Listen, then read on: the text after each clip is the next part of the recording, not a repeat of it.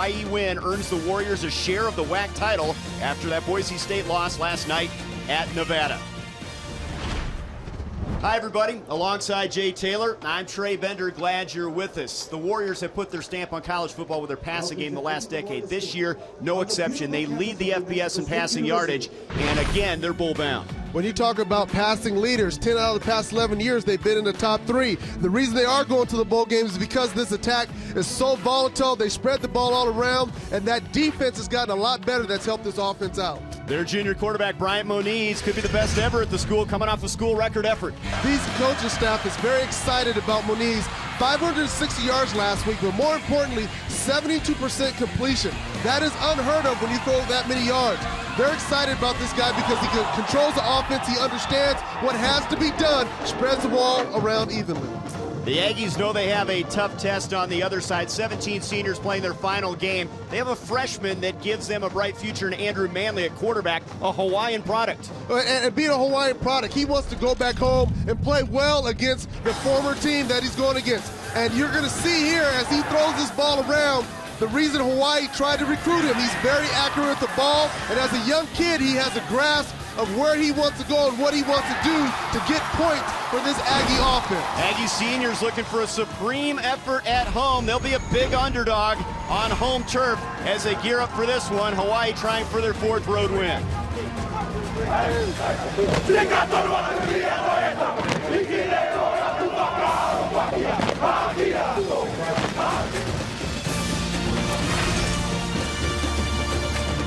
Attention.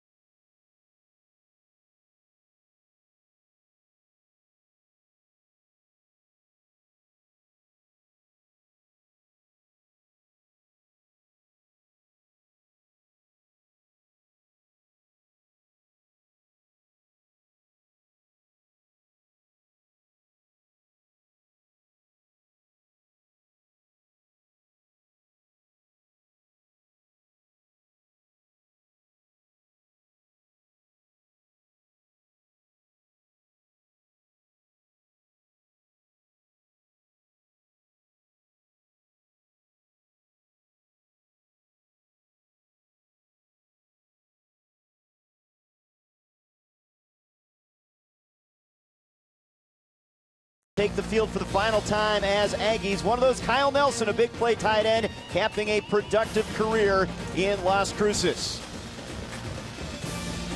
The Aggies will have to deal with Greg Salas, an All-American candidate, 17 100-yard receiving games in his storied career with the Warriors. Kickoff coming up next.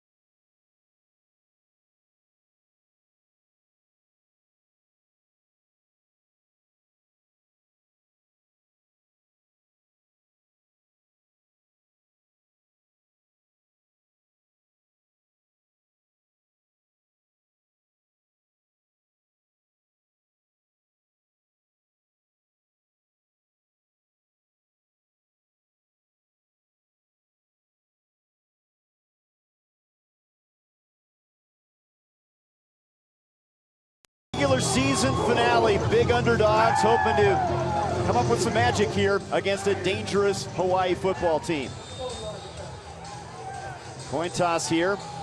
Hawaii winning the toss, deferring to the second half. They'll kick it off, and New Mexico State will have the football first as we start things here in Las Cruces. Greg McMackin, his most satisfying year as coach, loves the personality of his kids, their attitude all season long. 30-plus years coaching, part of 14 bowl teams, and this will be a bowl team that will have a team that could win 10 games this year, leading the nation in passing offense. On the other side, Dwayne Walker, defensive background, trying to change the culture, trying to recruit kids, selling them that they can help build something special at New Mexico State.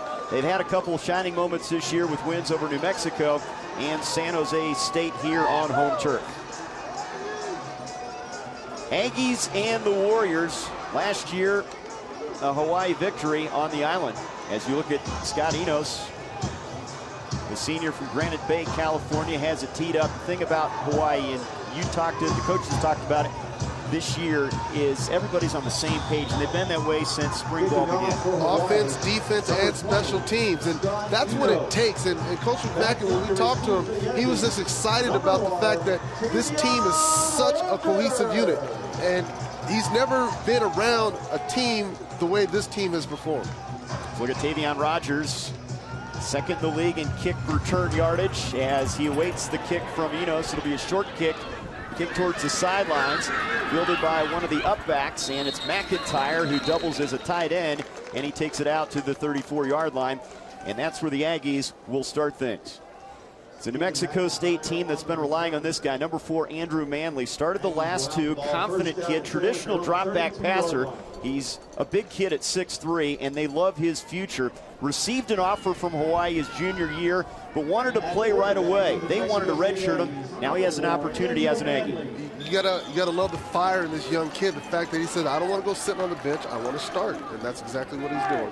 Mark the football at the 32-yard line on a sunny, chilly day here in Las Cruces. Handoff to Seth Smith, and the senior who's healthy now, getting the start ahead of Robert Clay on that carry for short yardage. Rogers is a guy to keep an eye on. Sprinter speed, and they like him in the vertical passing game. They need some big plays downfield. Up front, Mike Grady, 2-year starter, the anchor at the center spot, the junior from Corpus Christi, Texas. Misdirection plays a big part of this offense. They'd like to spread Hawaii out. Manley rolling right, has some room, is going to fire it at the last moment, and he delivers a strike, and it's a first down catch by Kyle Nelson, the senior you saw earlier. 5th-year guy, that's his 37th catch of the year. You're going to see right here as he moves around, this is one reason that the coaching staff likes him. He's able to extend plays with his legs, throws it to his tight end, which has become his safety blanket. And all young quarterbacks got to have a safety blanket. Yeah, Nelson's their second leading receiver behind Allen, as Manley looked good on that throw. This is a kid that has a strong arm. 2009 Gatorade Player of the Year in Hawaii. Same high school as Moniz. In fact, he was a freshman when Moniz was a senior at the school, and always looked up to him, and now he's got a chance to play against him. First down at the 44. Out of the backfield, and that play blown up quickly as Donovan Roberts on the catch. Jeremy Bryant was there. Jeremy Bryant came up in full force as a corner. They're trying to do a screen, and he read it and blew up the play in the backfield. Defensively, the strength of this team is their D-line, especially the last few weeks. Their tackles, maybe the best two in the WAC combined, Meatonga and Tuipulotu. They make it easier for the guys at linebacker and in the secondary. On second down now, Manley in the flat, and it's dropped.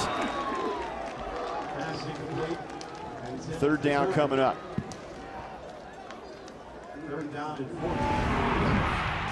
Here's a look at the linebackers. Corey Paredes has been sensational. Plays hard every down. He makes the calls on defense.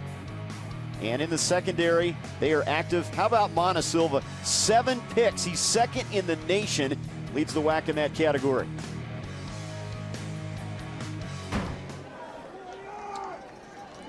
Third and 14 now after the drop.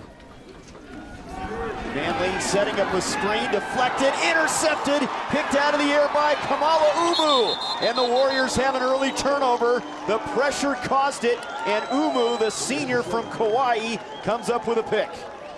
That was pressure up the middle, forced the young quarterback Manley to try to get the ball away, but he had pressure, and you're going to see right here as he tries to get rid of it, gets tipped, and gets picked off, and that is not the way you want to start off. He had a good drive going until they got that 2nd and long, allowed the defense to pin their ears back and go after him, and they created the turnover, and this defense has created a lot of turnovers this year. That's 32 forced turnovers. They lead the nation in that category. As you look at Bryant Moniz, the guy we talked about, national leader in passing yardage and total offense, and a golden opportunity to start things here at the Aggies' 19-yard line. 3 receivers left. Catch made by Rodney Bradley. He's inside the 10 and close to a first down. Your head's on a swivel when you have to face this Hawaii offense. So many dangerous weapons. The key at receiver is Greg Salas, All-America candidate, 2nd in the nation in receiving yards per game. Polaris also very dangerous, breakout year for him. They're both seniors. Up front, they're big, they're strong, and they're experienced. Tawanik was a junior college teammate of Moniz, 5th-year senior from Oahu at that center position. 2nd down and a yard at the 9. Handoff, Green straight ahead. He's hit at the line, leans forward, and is close to a first down. New Mexico State is a team that has been much maligned defensively, last in the WAC in terms of giving up almost 38 points per game. Their guy on the right side, Dante Savage, their leader, though, in sacks and tackles for loss. Linebackers, how about Boiblu A'alua from American Samoa, the quarterback of that defense. Had a pick 6 this year. You love Devon House, number 4. He's an all-conference candidate at that corner spot. We'll keep an eye on him. 3rd down and less than a yard near the 9-yard line. Moniz to throw for it. Here's Salas. He's got it, and he stumbles and is close to the first down and appears to have it at the 8-yard line. That was that little blade Aggie grass right there that tripped him up. Otherwise, he was walking into the end zone. Another receiver screen right here. Salas has nothing but sideline, but he falls down trying to run before he got himself situated. They love that screen play, kind of like a long handoff. And it is a 1st and goal. He's a big kid, too, at 6'2", 210. You think he's going to do well at the next level? The next level is going to love this kid. He catches anything that's in his vicinity. This time, 3 receivers to the right side. Polaris and Salas are over there. Moniz looking that way, wide open. Polaris, and Moniz overshoots him, and you don't see that often from the quarterback, as the senior had broken free near the goal line. Head coach Dwayne Walker, we kind of talked about matchups, and I was wondering if House was going to be put on Salas, and he said no because they run a lot of pick routes. We just saw the main reason why he didn't want to stick him on the inside, leave him on the outside to cover the outside receivers. Coach Walker knows he has his hands full. It's a team that gave up 52 points at Nevada last week, trying to hold strong here down near the goal line. 2nd and goal now. Green has been tough in the red zone for Hawaii. Moniz over the middle. Polaris can't come up with it. Fires it high. Double coverage back there on the end line. They had double coverage because you can leave House on the receiver all by himself. That allowed the safety, Alfonso Powell, to double up with the young freshman Darian Johnson, and they were able to make that ball incomplete. So 3rd and goal here. You've got 4 receivers. Salas, the biggest, at 6'2". They're going to send Pollard to the top of the screen there. Here on 3rd down from the 8-yard line. Warriors trying to cash in after the turnover. Moniz has time. Zips it and incomplete.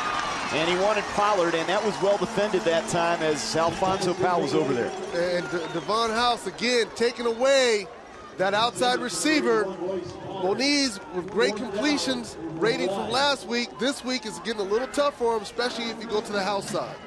So a win for the Aggies, and they're looking for some positives early on in this game as they hold Hawaii to a field goal attempt. Scott Enos, 15 of 19 on the year.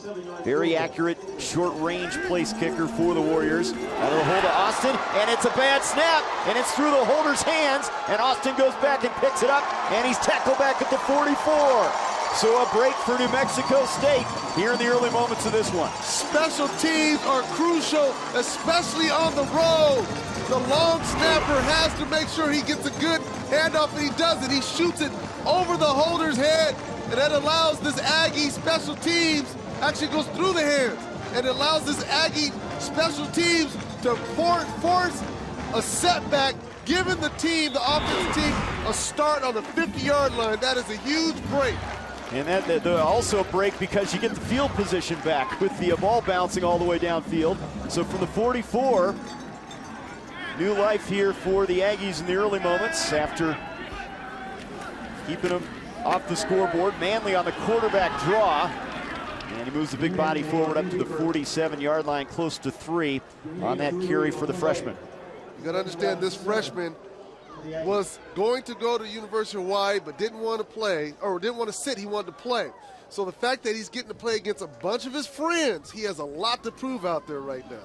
Hawaii's defensive coordinator, Dave Aranda, says the thing he is impressed with about Manley, his composure. Doesn't have happy feet back there, steps into his throws. You just don't see that often from freshmen. 2nd and 7 now. Going to set the reverse, the lateral, and it's incomplete, and that's a fumble. And Devontae Wallace will jump on it. They tried to throw the lateral to the left tackle, who was going to throw the football. How about that play? That was a tackle-eligible play that you don't see that often. And again, what's happening is he acts like he's going to block, but the defense does a good job of seeing that. They get out there, and the defense, the tackle got nervous. He doesn't catch the ball all the time, so you can see why he put it on the ground. But let alone trying to catch it to throw it, and that backfired. So a loss back to the 37. 3rd and long now for Manley. Looking downfield, down the middle. It's tipped, and it's incomplete. He wanted Todd Lee, the junior, down the middle. That was a nice play by number 8, Jeremy Bryant, right there, making a break on it. You're going to see right here the arm on this kid. He's trying to slice it in there. Safety comes over the top and makes a nice break on the ball, knocks that ball away, does not give the receiver a chance to make the play. Bryant, senior from Carson, California, and they'll force the punt team out there. Jake Caparo, the freshman, back at the 22 to punt it to a new punt returner.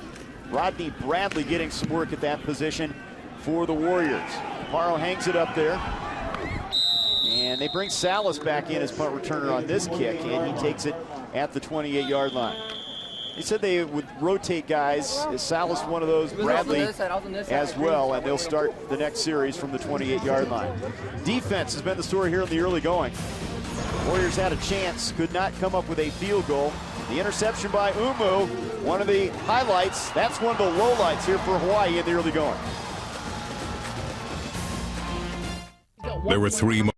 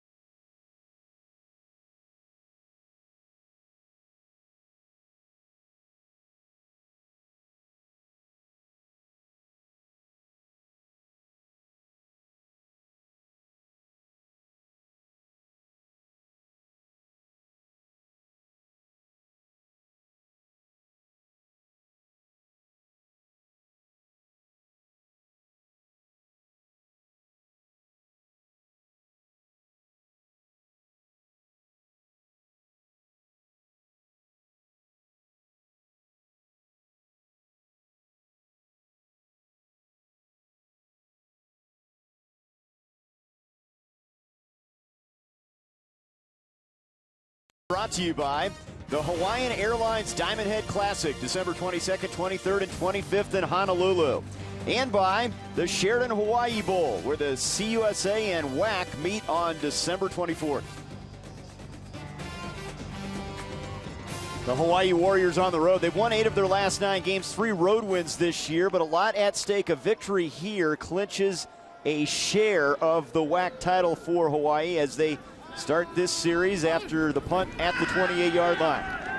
Moniz, deep ball, has a man wide open. It's Salas down the sideline, inside the 35, and finally tackled at the 33-yard line. It's Johnson on the stop. Salas breaking free. You got to put a body on him. Got to put a body on that. It looked like almost a busted play defensively. It was basically a hoop route between the outside guy, and you're going to see Salas actually flicks out to the right, and he's wide open because nobody, the DB did not get underneath the pick quick enough, and that's why it was a big play. That was Darian Johnson trying to keep up with him. 40 yards on that pass play. First down at the 32-yard line now. See a lot of 4-receiver look from the Warriors. Single back is Alex Green. Play fake to him. Moniz down the middle. Lost that one up there and almost picked off. Poor pass that time as Powell had a beat on it, intended for Pollard. Powell definitely had a beat. Moniz, Reed, they were trying to do a bubble screen to the left. That was not there. He came back in his progression. Probably tried to force a ball in there that he should not have, but it would have been a great interception if Alfonso Powell would have been able to pull that down. Hawaii team 8-3, and talking to Coach McMackin, he said their bye came at a good time after the loss at Boise State. They've been re-energized, got some guys healthy again, and 29 injured guys at one point this season, but now trying to cap off this regular season with a couple more wins, a 10-win season maybe before going to the Sheraton Hawaii Bowl. Second down now. Moniz in the flat. There's Salas again wide open. Keeps his footing this time. Cuts back and turns into a running back. And he's close to a first down at the 22. That's why this guy's a Bolitnikov nominee. Wouldn't be surprised if he won it. And why NFL scouts are hungry for this kid. Great hands. You can see right here basically so a pick screen. He gets the ball. Does not go down, has shiftiness enough to create yards, but big enough to take the hit. And that's all the things you need for the next level. And we need to keep a close eye on this guy. You see, nationally, he is second behind Justin Blackman, but he's also approaching the school record for career receiving yardage. Records falling week in and week out for number 1. Here's a handoff to Green now on first down, and he carries it for good yardage inside the 17-yard line. Alex Green really has been on a tear. Last 6 games, averaging 92 yards per game. The final ingredient, they say, in making this a complete offense. The offensive coordinator, Nick Rolovic, talked about that, the fact that his running ability has added to this offense. It balances out even more. So now if the team wants to spread out and try to double receivers and they only got 5 men in the box, they're going to run the ball. And they're just going to take what the defense gives them. 13 rushing touchdowns, 10 of those over the last 6 games. Second down now. Fake the handoff. Moniz for the end zone, and it's incomplete. He wanted Rodney Bradley near the pylon. He wasn't going to come up with that one. Well, they have so many weapons. You know, Bradley and Pollard, the speed guys, don't get that much attention, but they're very good. Right, you're going to see right here, it's a corner route, and he's the inside receiver, so he's lined up on the hashes, running all the way to the pylon, and so that's an advantage for the receiver, but the ball has to be thrown exactly in the right position. In the red zone for the second time, trying to cash in this time, but a 3rd and 5 facing the Warriors.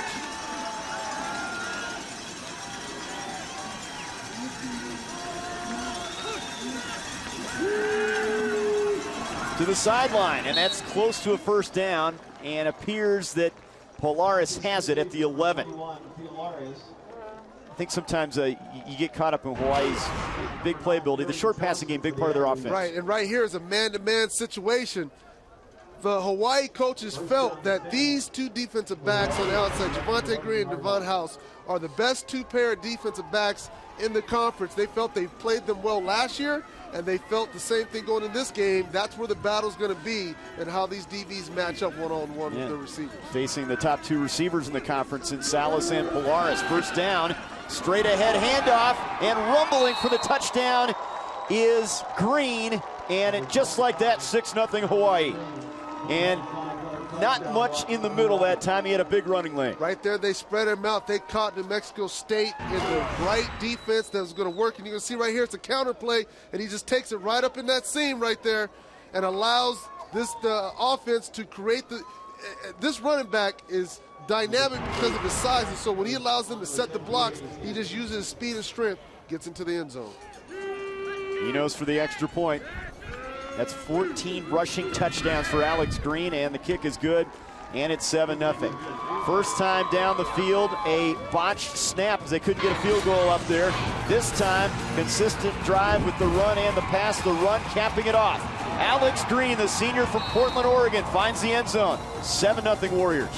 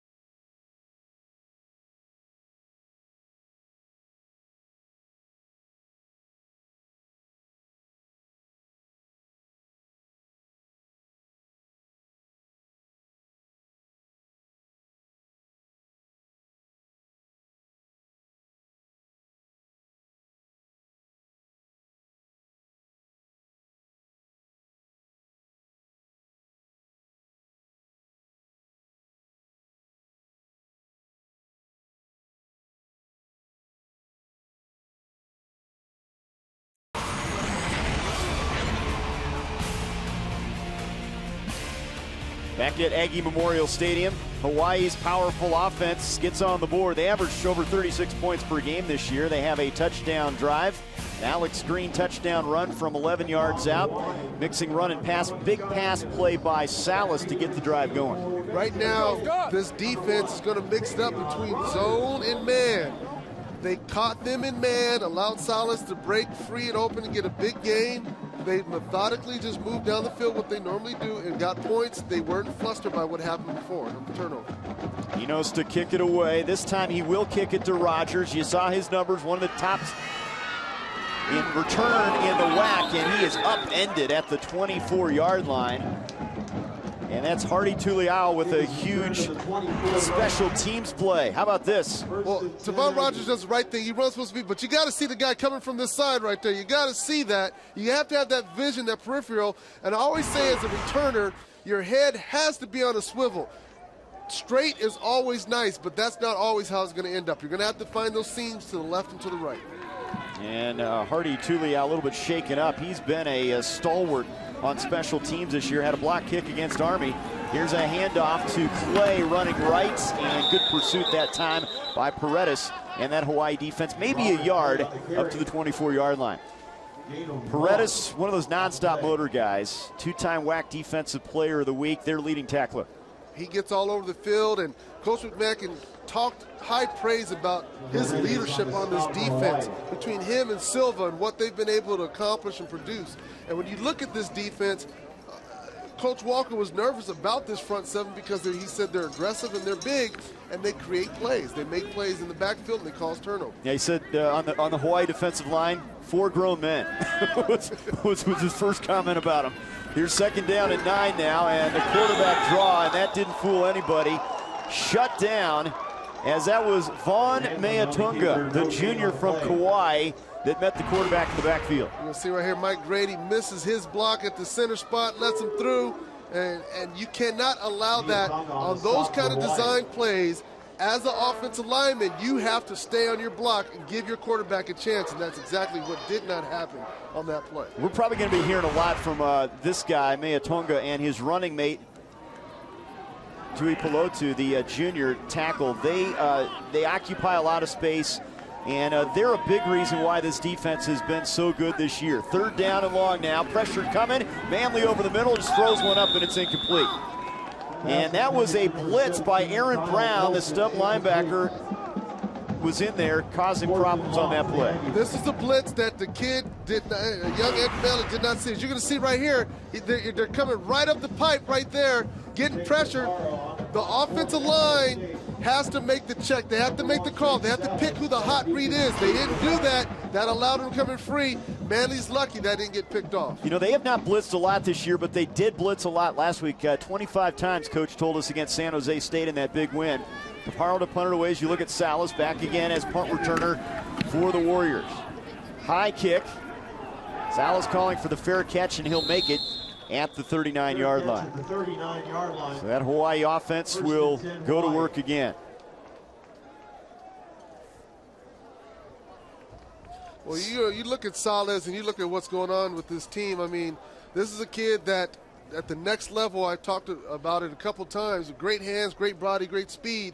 He's going to be able to do some things, and this offense has been so proficient, I think, because Salas and Polaris and what they've done in the middle of those slot positions. Now, he's put up unbelievable numbers against some great competition, had 8 catches, 124 yards against USC. 8 for 144 and a touchdown last week against San Jose State. Nobody's been able to stop him, let alone slow him down. Moniz to Bradley. He needs 1 foot in. Did he get there? He did. First down grab to the Aggies' 45-yard line. You're looking at an NFL-type throw. It was man-to-man all across the line.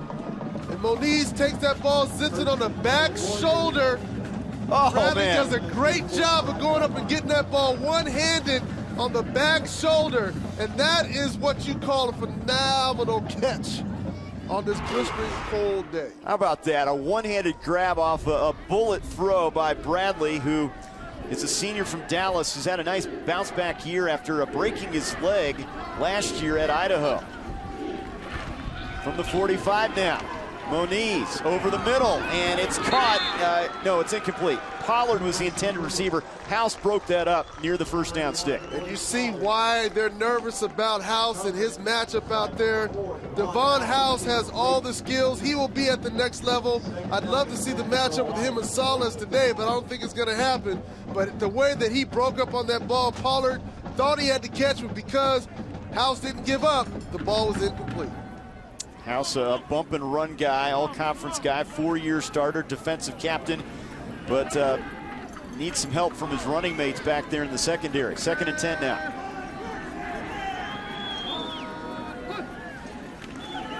Draw, Green has a lane and room, look out, 20, and Green all the way to the 15-yard line, tackled by Jonte Green, the junior, and he had a lot of room once he got past the initial tackler. Smooth sailing. When you're looking at this is a draw, and he just comes right through there, and it's set up because they're passing the ball so effectively. And this is a guy, Alex Green, we haven't said enough about, is the fact is, you're going to see right here, he just basically, as he chops back, there's just a little seam tree, go ahead and run it.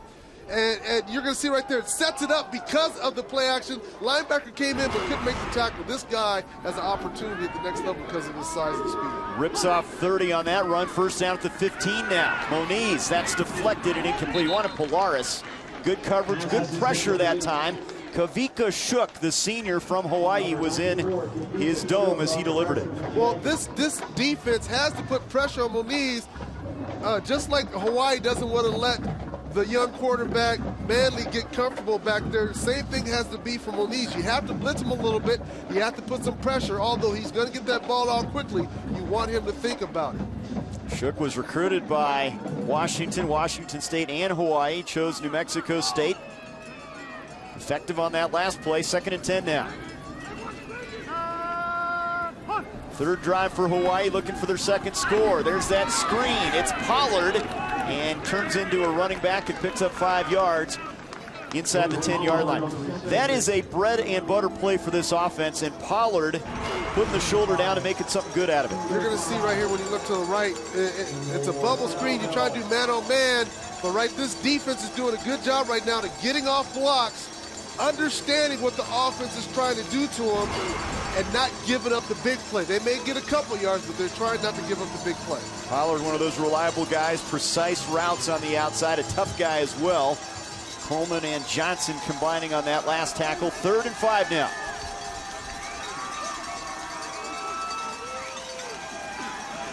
Moniz to the sideline and dropped by Polaris. That's a couple balls he's not been able to hang on to. Very uncharacteristic for number 21. Very uncharacteristic, and what I believe Polaris is trying to do is catch the ball and get it to the end zone. These guys are so accustomed to scoring and used to scoring that every time they touch the ball, they feel that they should get 6. Now there's a Warrior down here at the 3:14 mark.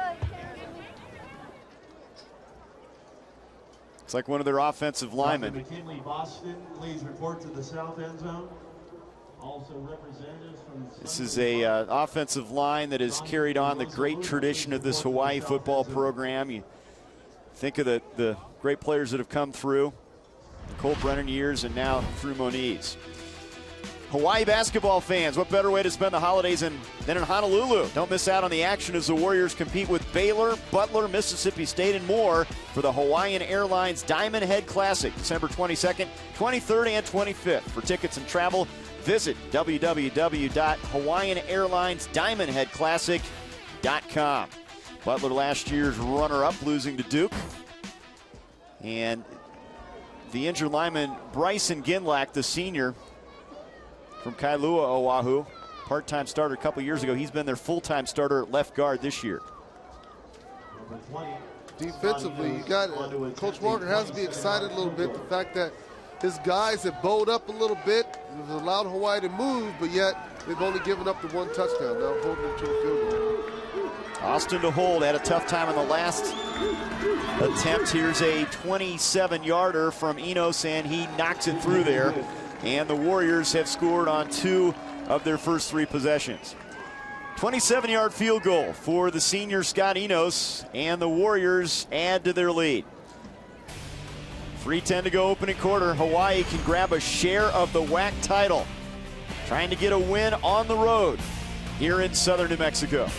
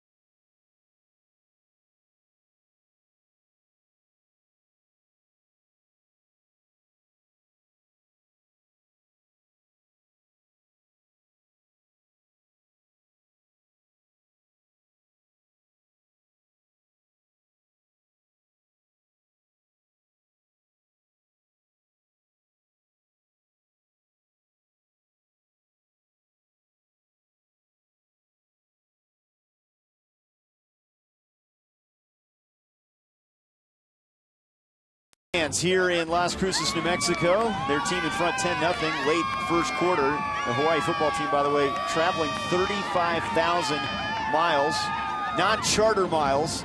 And Coach McMacken has been so proud of this bunch. Of course, he was their defensive coordinator when they won the WAC back in '07, went to the Sugar Bowl. How about that? That's a lot of frequent flyer stuff. You add it up.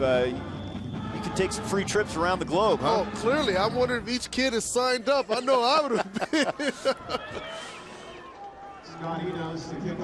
Trying to go to 9-3, 7-1 in the WAC. Grab a share of the WAC title. It'll be the first piece of the WAC title since that '07 season with Cole Brennan when they went to New Orleans and the Sugar Bowl. Kickoff by Enos, fielded by Rogers. He'll get a chance. Sprinter speed, 35, and he's out to the 42-yard line. And the kicker helped out on that play. Also, Mana Silva. So Rogers, you got to keep an eye on number 1. He can burn you quickly. Well, I like how he does it because this is how returners should be. Just head up the field and run, find the seam and turn on the steam, but you have to have a couple little jukes in you. Right now, he just tries to get to that top end speed and let that carry him. And in the end, he needs to add a couple little jukes there, and he might have been able to take that all the way. No huddle as the Aggies start this series with good field position at the 43-yard line. He'll send a receiver in motion. Manley over the middle, and the catch is made by Lee, and he has a first down to the Hawaii side of the field at the 45-yard line. Todd Lee, junior from Baton Rouge. How about 54 career catches? He's had a nice career. Very nice career, and nice throw by Manley to him. He saw the pressure coming. You're going to see him. He's going to put that ball right on the outside so the linebacker cannot get there, and the receiver does the rest. And this is why Coach Walker is excited about this young quarterback and the quarterback battle that will ensue in the spring. Had some good moments against Nevada and Louisiana Tech last 2 weeks. Manley to Rogers and takes a knee. He'll be short of the first down as he goes down at the 38-yard line. And right there, you're seeing the arm strip. He's in the middle of the field. He throws that all the way outside the numbers, like soap on a rope, and hits his receiver right in the middle of the numbers. And this kid has a very strong arm. As he matures and understands the game better, he will play a lot more. He made the comment, this game 10 times faster than high school, so he's still trying to learn about that transition. And there's a run by Kenny Turner, and he can't keep his footing. And he goes down at the 37-yard line. This is a guy that had an injury. They thought it might be season-ending, trying to play on a bad knee. And that's effort right there. This guy has a lot of true grit in him. He wants to be on this field. He wants to produce. You're talking ACL, MCLs, all that stuff is dangerous in my opinion. But this kid's out here because he wants to help his team win. Sophomore from Olympia, Florida. Third down now for the Aggies. Turner running left, and he's cut down after a short game, shy of the first down at the 36-yard line. You got a 4th and short coming up here. I think this is a no-brainer. You got to go for it. You have absolutely nothing to lose. You have a very young team here, and so why not make a difference? Why not teach them, like Coach Walker's talking about, we have to change the mindset around here, teach these guys how to win. Turner's going to come off now. And let's see if they go with a double tight end alignment here on 4th and 1. They'll have a single tight end, and the back is Brandon Perez. Perez, the fullback, running left, and it's going to be good enough for a first down. They go with Clay behind Perez, following that lead block. First down to the 33-yard line. 5'8", 225. Brandon Perez gets underneath. The linebackers helping create that seam. As you see, he comes around that edge.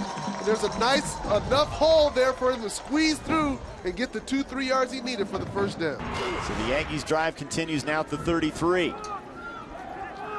This time Rogers off the line of scrimmage to the bottom of the screen, looking left is Manley. Catch is made over there by Lee, and he's bumped out of bounds by Brown at the 27-yard line. Todd Lee's a little guy, 5'9", 194, the smallest of their receivers. Definitely the smallest of the receivers, but sometimes those small guys pose the biggest problems because they're such cat quick that the defenses have a hard time keeping up with them wherever they're on the field. Let's look at Lee. He's had a couple touchdown catches last few games against Tech and San Jose State. Here's Clay on the carry. And Robert Clay, the sophomore, close to the first down inside the 24-yard line. Mike Dunbar, the offensive coordinator, I'm liking what we're seeing right now because the first few series, they got themselves in trouble with trickeration, trying those trick plays, and they needed to stick with what they're doing right now. Just man up and see what you can do. One quarter in the books, but the Aggies are on the move as we point towards the second quarter here at New Mexico State. Hawai'i with a couple scoring drives. The lone touchdown, this run by Alex Green from 11 yards out. 10-0 Warriors.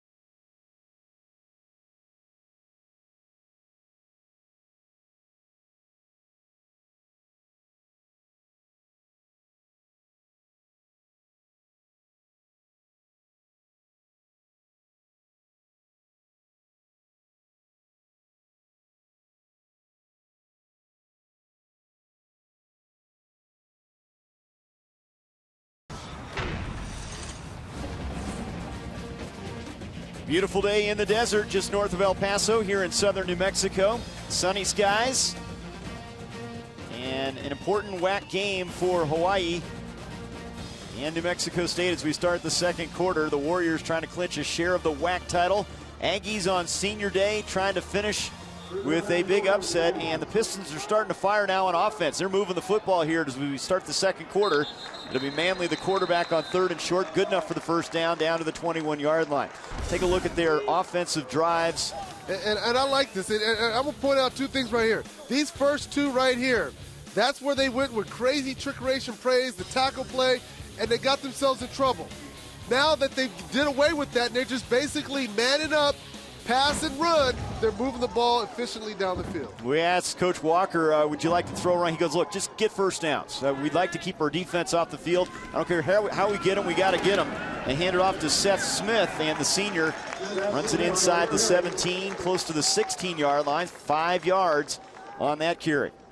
And I understand Coach Walker's meaning because that's what you want your offense to do, to be efficient. You want them to eat up. They'd love to take 11-minute drives if they could, but you have to help your defense out, especially when they're small and undersized, by giving them rest by long drives. 2nd and 4 now at the 16. Hand off to Smith again, running right, and he is thrown down And that's Kamala Umu, the guy that picked off the pass in the early stage of this one, the senior from Kauai on the play. He came in, just basically schemed down, shuffled down that right side, trailed that play from behind and made that tackle. The running back can't dance so much. You're going to see right here, he just ran him down. As a running back, you got to feel that. You got to understand what's coming at you and either elude it or cut back. That side might have been open. They've been playing with an attitude all year long on that defensive front. Third down now, Manley in the seam, and the catch is made by Lee, and that's good enough for a first down to the Hawaii 7. Bryant on the tackle, but Lee has been good in that intermediate passing game. He's doing all he can. You see it right here. Manley just gets a ball out of his hand. I mean, this kid doesn't waste much time. That's why Dave Ardia, the defensive coordinator, was talking about the fact that this guy is so cool under pressure. He does get flustered, doesn't get happy feet. He takes the reads, gets the ball out of his hands. Here's a look at Lee. He split out with 3 receivers. Nelson, the tight end, one of those. You see him in the slot there near the line. Direct snap, Manley, and a yard, maybe 2, as he leans forward to the 5-yard line. This is an area, Jay, when you talk about the red zone, they'd like to get their tight end involved, Nelson, number 17. They split him off the line of scrimmage. And this would be a perfect time for them to get him involved, because this Hawaii defensive staff talked a lot about Kyle Nelson and the matchup issues that he poses, especially being a good blocker, but because of his size, being able to flex out a bit and create those mismatches against linebackers and smaller defensive backs. Elliot Purcell shaken up. He was recruited by New Mexico State, a verbal commitment. Woody Widenhofer actually showed him his Super Bowl ring when he was with the Steelers, and chose Hawaii instead of New Mexico State. Glad to have him, a guy that has been a 2-year starter at that end position, and he's up and off on his own power. It's good for him. You don't like to see kids get hurt. We've had a couple go down, but the fact that they've been able to walk off and get back in the game is a good thing. Here's a look at the red zone. This year for New Mexico State, 2nd and goal, just shy of the 5. Here's an end around, double reverse, into the hands of Allen, and he's into the end zone. Touchdown Aggies, the gadget play from the 5-yard line, and the misdirection works right there. Misdirection work. In fact, they could have had the touchdown on the other side as well. They had this defense on its toes.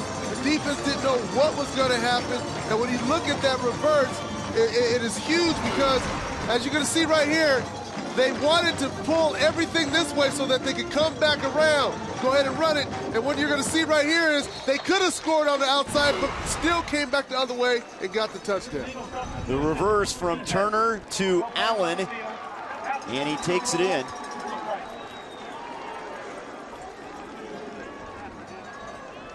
And the Aggies are on the board for the first time. And this is an offense that needed a confidence boost. They had just a couple field goals last week. They did score 20 points here against Louisiana Tech a couple weeks ago. They only averaged 15 points per game. Right, and that's something that has to be picked up. And Coach Walker, that, you know, as he's able to recruit more and get kids in here that fit the system and what he's trying to do, that will definitely start to happen. But again, that trick play was the perfect time to run it. That's the place you want to do it. It's down here in the red zone, not necessarily out in the middle of the field like they did. 10-7 now, Warriors. Marcus Allen, the familiar number 32, good for 6 on that run. And the home team within a field goal.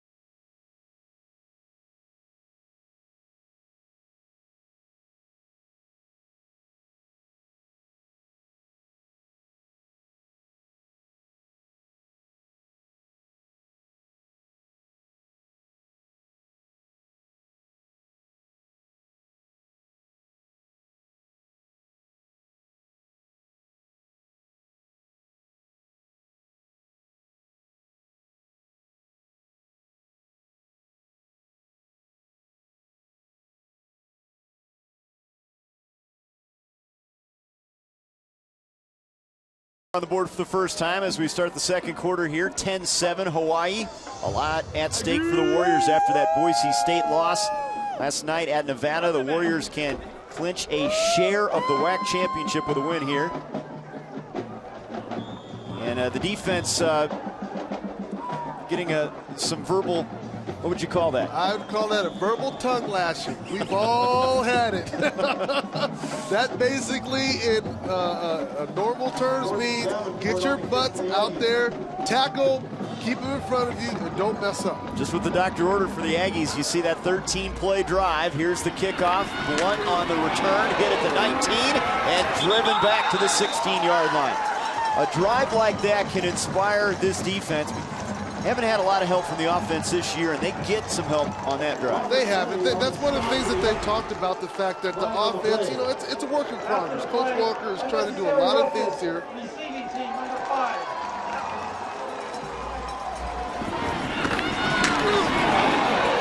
You see right there, that's just bone-crushing hit. They're fired up. This special teams, this young team, they know they have to play well in all three facets. And so Coach Walker understands that the defense needs some work. He understands offense. He has to go out and recruit some more receivers, recruit some running backs. He's very confident in 2 quarterbacks as he has, because he's looking at Andrew Manley, what he's done, but then Matt Christian, you know, he was effective when he was in there. So there's a lot of things that they're working towards trying to get better at. There's also a block in the back after they swarmed the football. Robert Clay in that last tackle. The Warriors will now start things at the 9-yard line after they back him up. Hand off to Green, straight ahead, spins out of a tackle, and a nice run up to the 16-yard line for Green. Last year, Green was their second leading rusher, 453 yards. This year, over 707 yards per pop at the running back spot. And he has speed, and I kind of mentioned before, every team, you always have a few guys in the NFL that's looking at some more than others. But Alex Green is 6'2", 230 pounds with good speed. NFL loves big backs that can run, and this guy is very effective between the tackles. We saw him against Utah State, rush for 172 yards, most yards for Hawaii from that position since 1993. He was WAC Offensive Player of the Week after that effort. Second and short now, Moniz to the sideline. Salas breaks a tackle, has a first down, and he's out of bounds at the 26-yard line. Salas has the presence to know when he gets the ball where the defender is. He actually curled us. If you watch this, as he catches this ball, he curls away from the defender, knowing that the momentum is going to take the DB out of his line of run, or the way he's trying to run, to get extra yards. This guy has all the tools, the presence, the assets, and again, I say you're going to see him next year playing on Sundays. We're in Las Cruces, New Mexico. Glad you're with us alongside Jay Taylor. I'm Trey Bender. Early moments, second quarter. Hawaii in front 10-7, trying to clinch a share of the WAC title. They need a win here against the Aggies. Moniz over the middle, and incomplete. He wanted Salas. It'll set up a second and long. That was an ill-advised throw by Moniz. He would have loved to have Salas, but there was 3 New Mexico State Aggie players around. That's a throw that he had no business making. You got to take what the defense gives you. If they don't give you anything, just throw it away. Coach McMacken loves the composure that number 17 has shown this year at the quarterback spot. Former walk-on, true student of the game. Makes everybody better around him. From the 26, draw, Green, big lane, 40, and he busts his way across midfield, keeps his feet. Green to the Aggies side of the field, to the 30, still on his feet, and he's finally gang tackled at the 14-yard line. Alex Green with a monster run up the middle, and he broke several tackles en route. Oh my goodness, this guy, like I said, he's a monster. When you look at this, he's coming through the pipe. It's just a simple draw. There's nobody there, and now he uses his speed and his strength to create that. And you're going to see right here, there's nobody in this area. This guy's going to run out of there. Go ahead and run it. And as he runs out of there, that creates the big seam you see right there. And great offensive call, and again, this is why this back could be playing at the next level, because of his size and his speed. Look at that, already over the century mark after that 62-yard carry. Moniz out of the backfield, and the catch is made by Cheesy Demude, and smooth sailing to the end zone for the Hawaii touchdown. Cheesy Dumude with his first touchdown catch. He made that look easy. This defense got so riled up over that last play that they just totally messed up on this next play, because that was nothing more than a flare route by a running back, and they did not cover him like they should, and he was able to walk in. But that's what happens when you get big plays like that. The defense has to try to catch their breath, figure out what's going on, and they end up giving a touchdown. 29 touchdown passes this year for Moniz as Enos tacks on the extra point. Green was the story of that drive. Dumude gets the touchdown reception. You're going to see right here, basically the linebacker has him, but he gets blocked. Nobody gets outside contained. It's just a free walk into the end zone. And you're going to see right here, this guy's going to come in and block down, go ahead and run it. And as he does that, he seals off the linebacker. And by doing that right there, you can see that frees him up, and he's able to walk into the end zone. 91-yard drive in 5 plays. 62-yard run from Green set it up. And then the 12-yard catch. And the thing about this Hawaii team is their running backs are good pass catchers. Green and Dumude, they look very comfortable in this offense. They do. They definitely do. They are starting to get the feel. They're getting the click. And the offensive coordinator, Nick Rolovic, is doing a great job now of mixing up the run and the pass, but more importantly, the run plays he's calling, when he does call them, they're springing for big runs. 17-7. Enos has been busy. What's also crucial, too, is they answered the New Mexico State touchdown. He's going to squib this one. That's a fumbled football at the 41. It's loose at the 41. And I think the Aggies jump back on it. That time opting not to kick it deep. And it is recovered by New Mexico State as Victor Johnson, one of the upbacks, jumped on it after coughing it up early. Well, that's what usually happens with the upbacks. They see all that green, they want to get the ball, they try to run without handling it because they never get to touch the ball anyway, and that's usually what happens. That's why they don't get to touch the ball. They're supposed to block. Well, let's see if the Aggies can build off of that touchdown drive. Manley showed a lot of confidence on that 13-play drive that ended in a score. Each team with a turnover here in the first half. But Manley knows he's got to keep producing for this Aggies offense. Has some time over the middle and through the hands of his intended receiver, Smith. Hardy Tuliau in the area. He did, Hardy Tuliau, he did a good job of flashing right there in front. You're going to see right now as they're trying to block, they're giving him a little bit of time. He does not get a good throw right here, though. He just waited too long. He drifted with the pocket. He should have stayed right in the middle where he was, took himself out of position. But again, notice he didn't get happy feet. He stayed calm in that pocket. 2nd and 10, they'll hand it off to Smith straight ahead, and he gets short yardage, 3 yards, up to the 43-yard line. Paredes, Tui Pelotu on the tackle that time. 3rd and 7. Here's a look at Tui Pelotu, a 300-pound junior from Lahaina, Maui.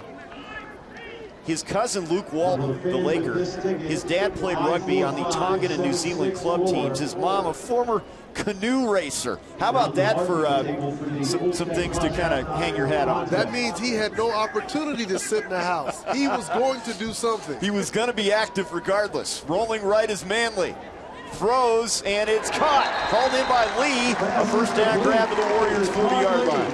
Another attribute of this young quarterback, Andrew Manley, to be able to move the pocket, to roll with it, with his size and strength, to be able to set his feet on the move and make a precise throw. There's another reason this coaching staff is so excited about him. That is not an easy throw, ladies and gentlemen. It's very hard to throw on the run like that. Kid that's growing on the job, 6'3", 225, the Gatorade Player of the Year out of the state of Hawaii, threw for over 3,100 yards and 35 touchdowns. Steps up this time, and he's going to be sacked back at the 45-yard line. The pocket collapsed. They were coming from all angles. Haku Correa was in there, number 99 on the play. And this is why this defensive front is considered the best in the whack. As you see, he steps in, they respond, they realize that he cut underneath, and he just stepped in. He knew they were coming. He did the smart thing, going down, not trying to create a turnover by getting hit and possibly fumbling the ball. Correa and Satelli were both in there. Satelli a little bit shaken up after the play. On second down, handoff to the right side. It's Kenny Turner, and he gets a couple yards down to the 38-yard line. The Aggies are playing with some confidence, though. They're mixing things up, run and pass. And they should. This team has talent. They are able to do some things. The problem has been execution, and that's always the issue with a young team. And every time they're in these games, this game, when we did La Tech against them, you have to just be consistent. You have to continue to put things together like they're trying to do right now and to see what happens. Satelli, we understand, left shoulder trying to shake off an injury. Third down now for Manley, rolling left. Tough throw on the run. Wants Rogers. He's got him at the 32-yard line. It's going to be short of the first down. But athletic play that time by Rogers. That's even a tougher throw than what he did when he rolled to the right. Rolling opposite body, squaring his shoulders, putting that ball on the sideline to where the DB has no chance of picking it off, and it's only your receiver can catch it or it's incomplete. These are the little things, the building blocks. This is why University of Hawai'i was trying to get him as a junior. That's why he wanted to come here and play as a freshman, because he has the skills and tools to be effective. Look at Rogers' numbers, 4th and 1. Aggies will go for it at the Hawaii 31. Manley to the sideline, and it's incomplete. Lee had it. Now are they gonna rule that a catch? They are. A first down grab to the 25. He had it long enough, they say. Now this is that play that we've taken a long look at it at all levels of football. Here we go. See, he catches the ball.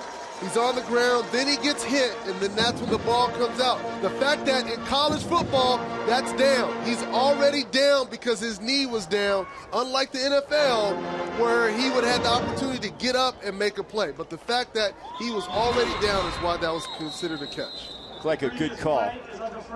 Yeah, they're going to review it. Hawaii wants to review it. In real time, it's tough to tell. Right. But when we saw the close-up, great camera work by our guys here, it appeared the knee was down, then the ball came out. Here it is. And that's the rule in college. If your knee touches, that's it. You're down. Play over. Then he gets hit and the ball comes out. So if this was the pros, yes, that would be an incomplete pass. But because we're in college, that's a catch, and he's down. Luckily, the defensive player didn't go helmet to helmet. That could have been a penalty in and of itself. You know, good play here by Aaron Brown, though, stripping it in this case. He did a nice job. Definitely, and that's what you want to do as a defender. Sometimes you forget between college and pro when a guy's down and when he's not. But you play through the whistle, and that's exactly what he was doing there, is playing through the whistle. So I don't see the ball hitting the turf here at all, do you? No, I don't see it hitting at all. It doesn't come out till he gets hit right there, and he's already down. So, again, you're seeing this New Mexico State offense starting to put some things together. Yeah. Especially since Manley's been in. This is his third start, and things are starting to click. And Coach Walker talked about it. He says, you know what? We got to go out and get some receivers because he has walk-ons playing. I mean, he has to build this program. And if anybody can do it, from our conversations with him, I think this is a guy that can sit in the living room and he would convince me to come here. Well, they're taking a long look at this, and it appears pretty obvious to us. It was a catch, knee was down, then the ball was stripped while the knee was down on the turf. So the official review continues here. Every vantage point we have is clearly a catch. Yeah, and you know, they got to take their time. They want to make sure it's right. Based upon how, in my opinion, the college rules are, that's a catch. I mean, he was down. It wasn't like he could have got up and run once he caught the ball. And we actually saw a few plays earlier, where the New Mexico State guy, Todd Lee, caught the ball on the side here, but his knee was already down as he caught it, so they blew it dead immediately at that point. So after further review, the ruling on the field stands. First down. Yeah, that was pretty clear cut. So it's a big play, though, for the Aggies. It gets them the first down to the 25-yard line. Now they're near that red zone and playing with some confidence here. Well, here's what's important. You put together a series of plays, get yourself, see if you can get 7 more points on the board.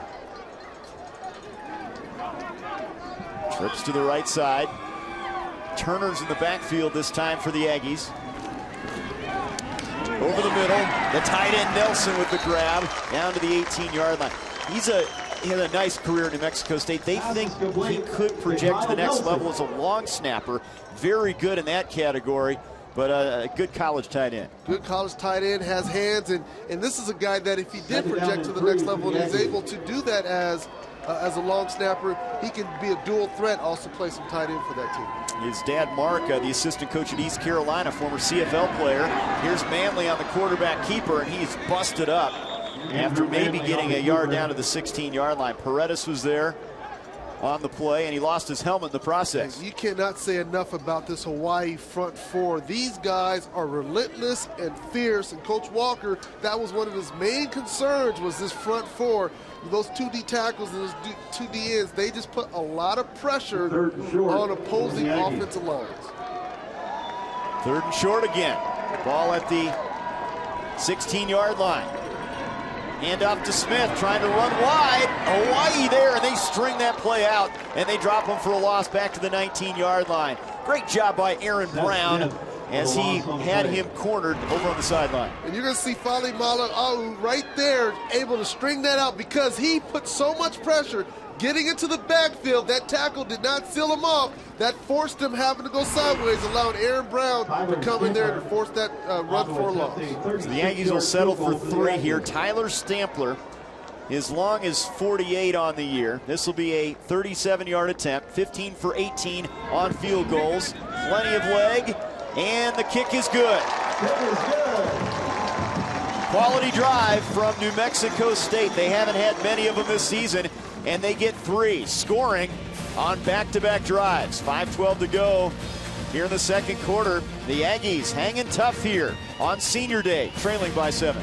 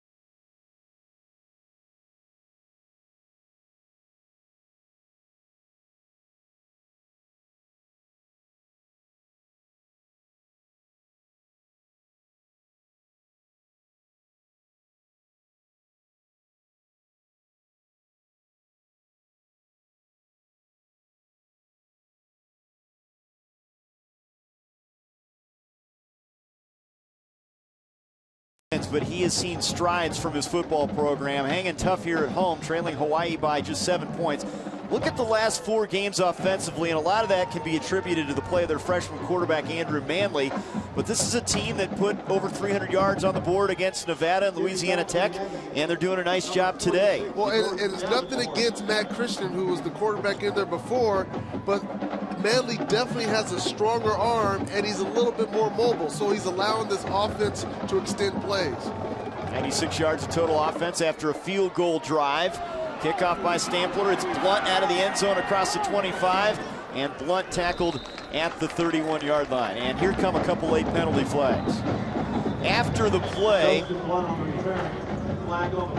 two different officials throwing flags in there. Tackle was made by David Quiroga.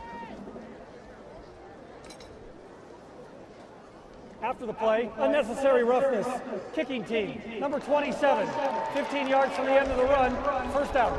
It's Justin Smith, freshman from Safford, Arizona, the guilty party on the tackle on Blunt. Got to be smarter than that. You cannot allow emotions. You have to be smarter, especially as a freshman. Your team is trying to come back in the game. You're only down by 7 points. Offense is starting to play well. You cannot give a team like Hawaii extra 15 yards. Yeah, they can strike from anywhere. We saw the run by Green. We know from the receiver standpoint, big playability across the board. And now they've got a 54-yard field in front of them, leading by a touchdown. Here's Green, bouncing off left tackle across midfield, and he's down to the Aggies' 45-yard line, 9 yards on that carry. All right, last drive, Hawaii, quick strike. We're looking at quick strike right here. Salas getting the ball, using the presence, know where the DB is to get the plus yards. But here's a big one, Alex Green using his speed and then his strength, not going down. And right there, Damuda getting in the end zone on a nice little halfback flare. And again, this offense is quick strike. They can hit you from anywhere on the field. Yeah, third worst rushing offense. Doesn't matter when you're leading the nation in passing. And they've got a good running back in Green, and he has a first down. He's loose, and he's gone. Forget about it. Alex Green to the end zone. Put it on the board from 45 yards out, and they extend their lead. This offensive line for Hawaii has just done a great job on the front four, and this is one of the concerns of Coach Walker, is that their offensive line is so big that his defensive front wouldn't be able to maintain gaps on a consistent basis. And you just see right there, he had a nice run for 10 yards, and then they gave him the ball again, and he just broke it for a touchdown. 169 yards. He's nearing his season high of 172 against Utah State. Couple touchdown runs from 11 and 45 yards. And Enos with the extra point makes it 24-10. Alex Green, and you could have driven a couple Mack trucks through this lane. Right here, the nice little cutback lane. The blocks get sealed off. He has great vision to see what's going on. One little step, and boom, he's gone. Think of the Houston Texans, the way that their running style is. That's how this spread offense has to run the ball. Basically, it's zone blocking, hat on hat, just create a seam and allow the running back to find it, hit it, and go. And that's exactly what he did. It's another quick drive, 2 plays that time, 54 yards. A guy that was a big-time high school player out of Oregon, the MVP of the Oregon High School All-Star Game. Chose to play football at Hawaii after spending 2 years at Butte Junior College in California. And you don't talk about Hawaii running backs a lot, but this is one of the best guys they've had in a long time. And because he gives you 3 things. One, he's big and fast, so he's able to run between the tackles. 2, he's able to be that extra blocker in the backfield to give your quarterback time to get the ball out. And 3, he has soft hands. He's able to catch the ball out the backfield. So that's why the offensive coaches talk about him as a great asset and what he's been able to do for this team. Rogers would love to give the Aggies some big playability in the return game. They've had the time-consuming drives today in the first half. He'll gather it in at the 10-yard line. And tackled at the 27. It's been quite a contrast. The long drives for the Aggies, a 13-play drive, and the back-to-back quick scoring drives from Hawaii. Both offenses are doing some good things out there, but they have not contained Green one bit in the rushing department. Not at all. And I'm going to tell you, let me give you some stats where Green is right now. He has 8 carries for 169 yards, 2 touchdowns. His average is 21.1. That'll get it done. That will get it done. Every running back in the world would love to have a 21.1 average. Manley's had a nice game, though. The freshman starting to gain a little bit of confidence here in the second quarter for the Aggies. He'll go to work. Far sideline. Short pattern. Catch is made over there by the tight end, Nelson. and he's held up after a gain to the 32-yard line, giving 5 yards. You see the way Nelson just went up with those mitts and just snatched that out the air. I mean, this kid has some nice hands. Manley just zips that ball in there, puts it in the spot. He just goes up and gets it. He knows he's getting ready to get hit. Doesn't matter. He puts that ball away and does not allow a turnover. And the little guy, Lametrius Davis, trying to hang on for dear life over there at the corner spot. 2nd and 6 now. Nearing the 3-minute mark here in the second quarter. We'll send Allen in motion, and Manley will keep it for a yard, and that's about it. They did a little trickeration there, trying to do something out. Oh, Tanner Rust. And on that last carry in at the quarterback spot, he'll come off now. They'll do that from time to time. The redshirt freshman, Rust, who has carried the ball 36 times now, kind of a Wildcat setup at that quarterback spot. Yeah, they try to move Manley out of there, trying to see if they can do something with the defense. They need to stick with the bare basics. Not too many trickeration plays right now. 3rd and 4 now. Manley rolling away from pressure, setting up, firing the deep ball, and he just heaves it out of bounds.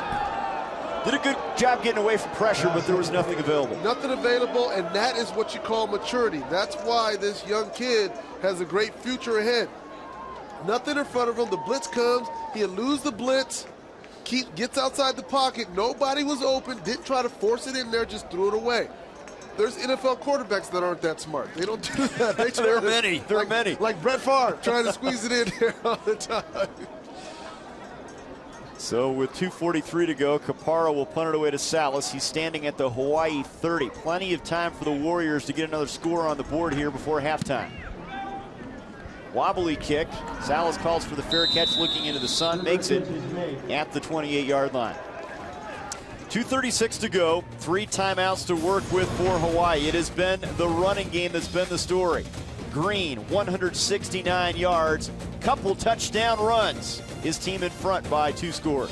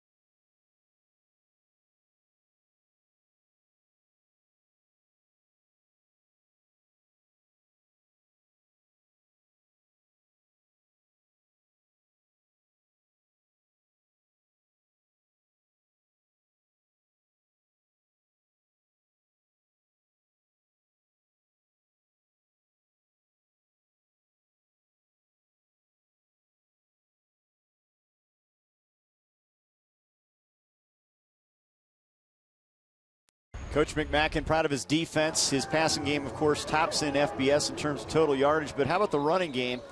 Specifically, Alex Green, number 25, looking for career numbers on the ground. Well, he's getting it done. This guy runs well between the tackles because of his size, but he has speed and what I like, great vision. And right here you're seeing DeMonde getting in the end zone, but that's what's huge about Alex Green is this guy for 6'2", 230 pounds, he can get a lot done. 45 yards on that carry, and he's 3 yards away from his career high of 172. He did that in the game we saw up in Logan, Utah against Utah State. Plenty of time, 3 timeouts to work with for Moniz and company. Deep ball, he wants Salas. He goes up and grabs it. He's got it at the Aggies' 37-yard line. Coverage on the play by Danye Coleman, the junior free safety. That is why this guy's an NFL guy. You're going to see right here, Moniz is just waiting, letting him open up, look back. He sees the ball, he adjusts in the air. Danye Coleman did not do a good enough job to turn around, but Salas knew where the ball was going to be. He adjusted and turned around and made a great catch. And with that grab, he is now the all-time receiving leader at the University of Hawai'i. He needed 74 yards coming in, and that's 99 yards receiving on 5 catches. A career record for a Hawaii receiver. Salas, another grab. And he's inside the 30. And they're in field goal range now, but still plenty of time to work with in their timeouts as well. It's one of those things where New Mexico State's trying to pick your poison. Okay, you gassed us for these big runs, so we're going to get ready and try to stop the runs, and now you're throwing the ball left and right across the field on us, just moving down like we're not even there. This is why this offense attack is #1 in the nation right now, but also why the past 10 out of 11 years they've been in the top 5. Yeah, it's amazing year in and year out. And last year they averaged 337 yards through the air. Second down now. Moniz to the sideline. Great grab made by Polaris. First down inside the 20. And he's gang tackled at the 15-yard line. Darian Johnson over there, and caught that on his fingertips and hung on. Caught it on his fingertips, and these receivers, every time they catch the ball, they want to get into the end zone. You're going to see right here, Moniz puts that ball a little bit out there, has a presence to stay in bounds, then put the ball away as he knows contact is coming. That is just huge, and I think this is a crucial timeout right now for New Mexico State. They need to get their breath and get themselves under control. They have a couple timeouts remaining.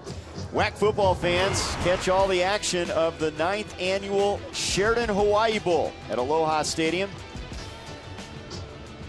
Coming up on December 24th in Honolulu. For tickets and travel, visit www.sheridanhawaiibowl.com. They're Sheridan Hawaii Bowl bound, qualifying 6 times Hawaii has since its inception in 2002. They'll be facing a Conference USA team. And who knows, we're going to take a closer look at this potential matchup with maybe SMU. We'll see what happens. Just maybe. We were talking about that at dinner last night. The fact that what old June Jones has been able to get down the road a little bit at SMU, and it has those Mustangs on top of the West right now. They could end up playing against Hawaii. Well, that'd be fun to watch. There is the look at the record. He passes Jason Rivers in terms of receiving yardage, #1 all-time at Hawaii. That's saying something. Moniz for the end zone now. Polaris! He's got it. Touchdown, Hawaii. Kealoha Polaris with his 14th touchdown grab of the season, and they put 30 on the board. That was another corner route.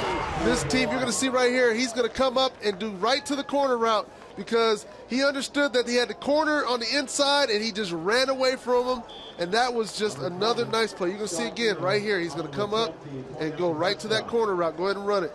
And as he comes up, sets that defense up, and there he is, wide open. That is a very hard route for the defense to cover. Polaris already has a school record of 18 catches. That was against Louisiana Tech this year. Hauls that one in. The extra point makes it 31-10. What a tandem, huh? Salas and Polaris, couple seniors, going out on a high note late in the year. Well, it's one of those things that anything you can do, I can do better. So that's right. what these two guys try to do. And every time they touch the ball, they're trying to make plays. They're trying to get in the end zone, get the bonus yards, and it makes it hard on defenses. And again, this is why Coach Walker, when I asked him in the first place, I said, "You're going to match these guys up?" He said, "No, because there's a lot of pick routes." And you just saw as I drew it up, that was a couple little pick routes. And so it's hard for corners on the inside to run with guys when they get picked like that. Let's look at the drive. Polaris, with all of the numbers, the great career he's had at Hawaii, Coach McMacken said the thing he was most proud of, he was named on Monday to the first team ESPN The Magazine Academic All-America team, a kinesiology recreation science major, 3.6 GPA to go along with his incredible talent on the football field. Let me tell you a little something. for those of you to understand kinesiology, if you ever had a nutrition class, you would get just a little glimpse of how smart you have to be to understand that stuff. That stuff is deep. It is very deep.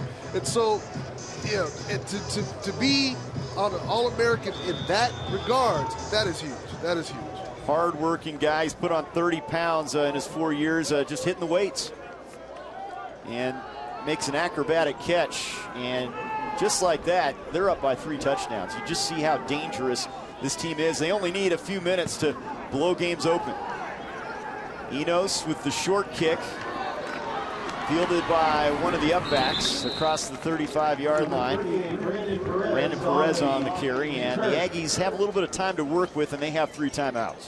Definitely have 3 times out. This is great practice for your young team, your young quarterback, 2-minute situation.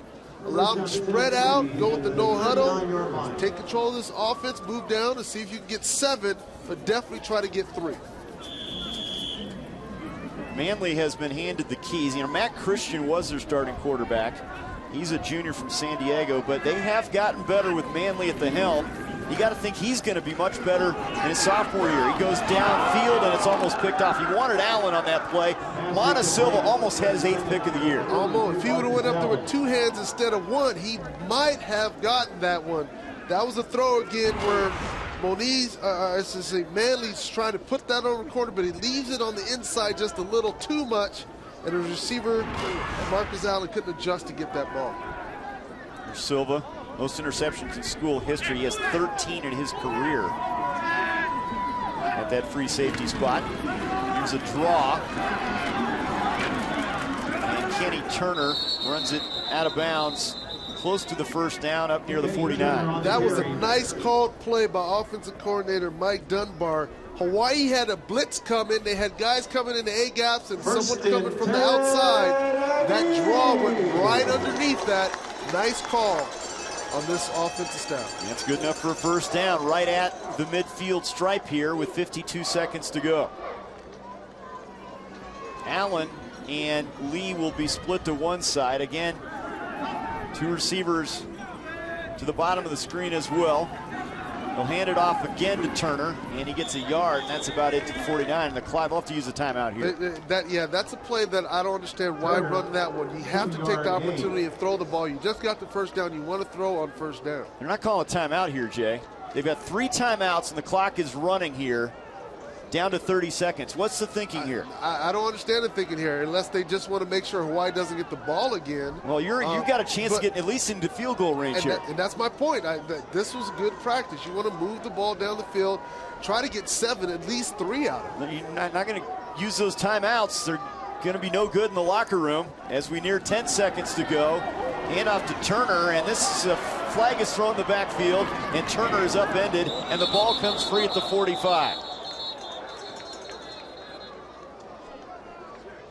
Turner on the carry, flag on the play. It's like it's going against the Aggies here.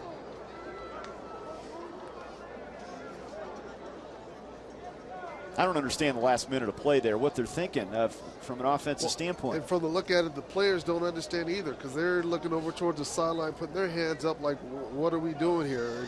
And you got to, regardless of the score, sometimes you have to take a chance. You're down by 3-4 scores. Go for it. Let your quarterback sit back there, throw the ball, move it down the field.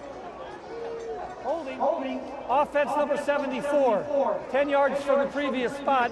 2nd down. Devontae Wallace, the left tackle. And now you just have a couple ticks, and you just need to challenge the field that the runner was down prior to the fumble. Okay, they're going to challenge this last play. And here's the run by Kenny Turner. Was it a fumble? As he cuts back, you're going to see right here, Silva comes up here just nice and boom, he hits the ground, then the ball comes out, so that's not a fumble because the ground cannot cause a fumble unless the ball was already moving before he went down. Oh, right there, the ball started movement before he hit the ground. So if they say that he started losing possession of the ball prior to hitting the ground, Hawaii may get it. They've got to overturn it. The ruling on the field was he was down by contact. Right. And even if Hawaii gets this football, they'll just have 2 seconds to work with. Well, That may all they need. That might be all they need. Because they've been able to score well. But again, the ball was starting to come loose before he went down. And again, so this is how this comes back to haunt you. Instead, they're trying to play conservative, not making any kind of calls. And you may end up losing the ball anyway. You should have just went back and let your young quarterback throw the ball and try to move down the field. Aaron Brown hit him first. And it will be second down. So the ruling on the field stands down by contact, but they take the penalty, and the Aggies will have it at the 42-yard line. But you burned about 30 seconds now, and all you can do is just throw one up now. Not even throw one up, take a knee. I mean, why? If you didn't want to do it before, why try to throw one now? It just doesn't make sense. You have to take advantage of that. Well, I think the frustrating thing is you see those 3 gold bars there underneath New Mexico State. Yep. You can't use those. Yeah, You're going to take them with you to the locker room, and they're not worth anything. They're definitely not worth anything. And you can see right here, it's just basically taking a knee. So we will go to halftime with Hawaii with a big second quarter explosion, leading the Aggies 31-10, an important game for the Warriors as they try to clinch a share of the WAC championship with a victory here today. Some good moments from Manley and company, but it got away from them a little bit here in the second quarter. It got away a little bit in the second quarter, and you got to look at Manley, the way it started with the interception, and then he came back and he started completing balls, started moving this offense down the field, got some points on the board. But you have to play a lot smarter. The defense is what's hurting this team right now. The defense has to come out. They have to figure out a way to either stop Alex Green and Moniz. Coach McMacken joins us now. Coach, important game for you. Obviously, you get to share the WAC title, but Alex Green, final ingredient maybe for your offense this year. He's had a great half. Yeah, he's had a great half. He's just playing outstanding, and the offensive line is blocking very well. I think the play call selection by Rolo is good. You know, the thing we have to fix is our kickoff. I mean, they're getting their kickoff return back to our 40 and 50-yard line. That number 1 is the best returner in the league. But we've got to go after him, and we can't put the defense in that situation. Well, when you mentioned the defense, they played very well this first half. That front 4 is really getting after the young quarterback. Is the game plan working for you guys? What you want to do? Yeah, we're covering it up, and I think he's doing some good things too. He had a good drive, and we've blitzed a couple times, but we're letting our front 4 do some things and run some mixes up front and cover their guys. Thank you, Coach. Appreciate it. Okay, thank you. Halftime here at Las Cruces, 31-10. Here is the record-setting play, the catch by Salas, all-time receiving leader at Hawaii, and then Polaris, his running mate, with a touchdown grab, and they have busted this thing open in Las Cruces. 31-10 at the break.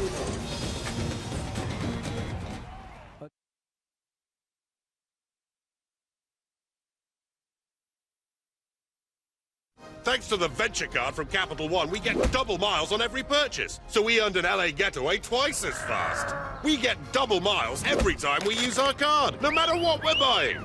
And since double miles add up quick, Roman, get out! We can bring the whole gang.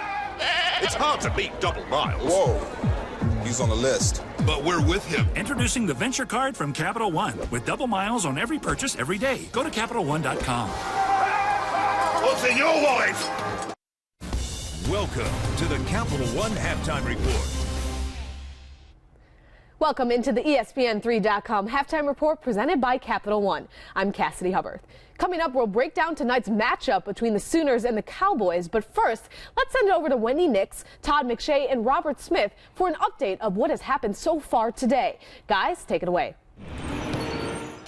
Cassidy, thank you. For weeks now, we've been trying to sort out the Big Ten, and it now appears the Big Ten will be sorted out by the BCS. Let's show you what has already happened today, starting with a rivalry. Pretty impressive one at that. Michigan and Ohio State, this game in Columbus this year. Denard Robinson cuts to the right, but then makes a mistake. Got to hold on to the football, and he doesn't do that here. Ohio State recovers, and the Buckeyes will go on to kick a field goal. 2 solid drives in the first quarter, 0 points for Michigan. He had the fumble there and some penalties earlier on. Really just couldn't finish drives. The kickoff here, the start of the second quarter, Jordan Hall, some nice blocking. He gets the benefit of that. He goes untouched up the left side 85 yards, and Ohio State is cruising, much to the chagrin of Michigan State fans today. Yeah, no question. Michigan State wanted Michigan to win this ball game so they can get into a two-way tie with Wisconsin, and they have head-to-head there. Prior to DeVere Posey over the middle, he leaps on into the end zone 24-7, and you have to wonder what this means for Rich Rodriguez's future in Ann Arbor. Tate Forcier comes in lieu of Denard Robinson, start of the second half, and he's immediately intercepted by Travis Howard. One play and gets the hook. Tough going, ensuing Ohio State drive, and you know what? Dan Herron will take it from there. 37-7, the Buckeyes move on. Michigan State in a very chilly Happy Valley this afternoon. Joe Paterno and his team hosting number 10 ranked Sparty. Penn State trailing here 28-16. Matthew McGloin picked off by Trenton Robinson. Stripped, though. Robinson is by Derek Moy during the return. Take another look. Yeah, really an excellent job here by Derek Moy, who almost had a circus-type catch at the back of the end zone that was called back, and makes a nice play there and comes right back with a touchdown reception. So you get a mulligan. McGloin to Moy for the score. The Nittany Lions would botch the extra point, though, trail by 6. The ensuing onside kick, Brian Lithicum recovers for Michigan State, and they move on 28-22. Let's talk about the Big Ten, and someone made a great point. It's not really Sundays, meaning tomorrow's BCS standings, that make the difference, but the week after. But it now appears, though, Todd, that is how we'll sort things out in the Big Ten. Well, Wisconsin gets a victory, then all three teams are able to win: Ohio State, Michigan State, and Wisconsin. And it looks like, in my opinion, the best team, the Badgers, will wind up going to that Rose Bowl and representing the Big Ten. I think they've been the most consistent, the most physical, and when they had to play the big game against Ohio State earlier this season, they got the job done. It's unfortunate Michigan State didn't get an opportunity to play Ohio State. I think that's the biggest reason why Wisconsin's rated the highest in the BCS polls. Well, and also when you look at the loss that Michigan State had, I mean, it was a pretty non-competitive game against Iowa that they had, and you look back at the rest of the season, they struggled against Purdue, struggled against Northwestern, and struggled against a Notre Dame team that was playing some pretty bad football at the beginning of the year. So I think there's no question Wisconsin is the team that, if they win out, is going to end up at the top. And for Michigan State, obviously, they want to be in Pasadena. But it's the first time since 1990 that they've. It's not that long ago, Todd. That was my freshman year in college. So if you're a Sparty fan, it's a long time. First time they've had even a share of the Big Ten title. And Mark D'Antoni said how proud he was of his team, of course, holding down the fort while he was away with some health issues. The BCS Countdown show Sunday at 8:15. We'll talk about how things are sorted out, also how far Boise State will fall after their difficult and surprising loss on Friday night. Let's talk Big East. UConn in the driver's seat after there was a change in plans. That happens week to week in college football. No score here. UConn inside Cincinnati territory. Zach Frazier to Anthony Sherman. Huskies up 7. Yeah, really the change back to Zach Frazier and quarterback from Cody Andrews reignited this team, and this is a team that had some high expectations coming into the season. They've settled down. UConn's Kendall Reyes intercepts Zach Collaros here, takes it all the way into the end zone. But right at the end, we've got an illegal block called on Lawrence Wilson. Randy Edsel is not going to believe it, and UConn will take over. Lawrence Wilson, great job hustling to get down the field to block Isaiah Pede on that one, but his man is just very angry with him. Well, Coach Etzel's very mad at him. His teammates probably a little bit upset with him, too. And then it becomes the Jordan Todman show. We show you not one, but two. We scored again, 38-17. And Virginia Tech, it still surprises me after that tough start to the season. They're doing just fine, and they beat Virginia, their in-state rival, 37-7. So the ACC finally sorting itself out. Virginia Tech had already clinched the ACC Atlantic. We're waiting on the Coastal. Cassidy, back to you. Time now for the Capital One Cup Impact Performance of the Week. And Illinois running back Michaela Shore spent all day going one way at Wrigley Field last week. He racked up a school record 330 yards and got in the end zone twice as the Illini became bowl eligible in their win over Northwestern. Remember to tune in tonight to College Football Final to find out what the Capital One Cup impact performances are from today's games. And log on to ESPN.com/Capital One Cup to make your vote. Coming up after the break, it's going to be a Bedlam battle to remember. We'll preview the big showdown between Oklahoma State and Oklahoma and get a pep talk from Dr. Lou. Stick around.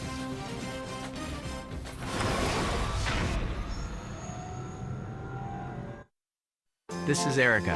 Last year, she started a pastry business from her small apartment. Problem is, she doesn't have a car.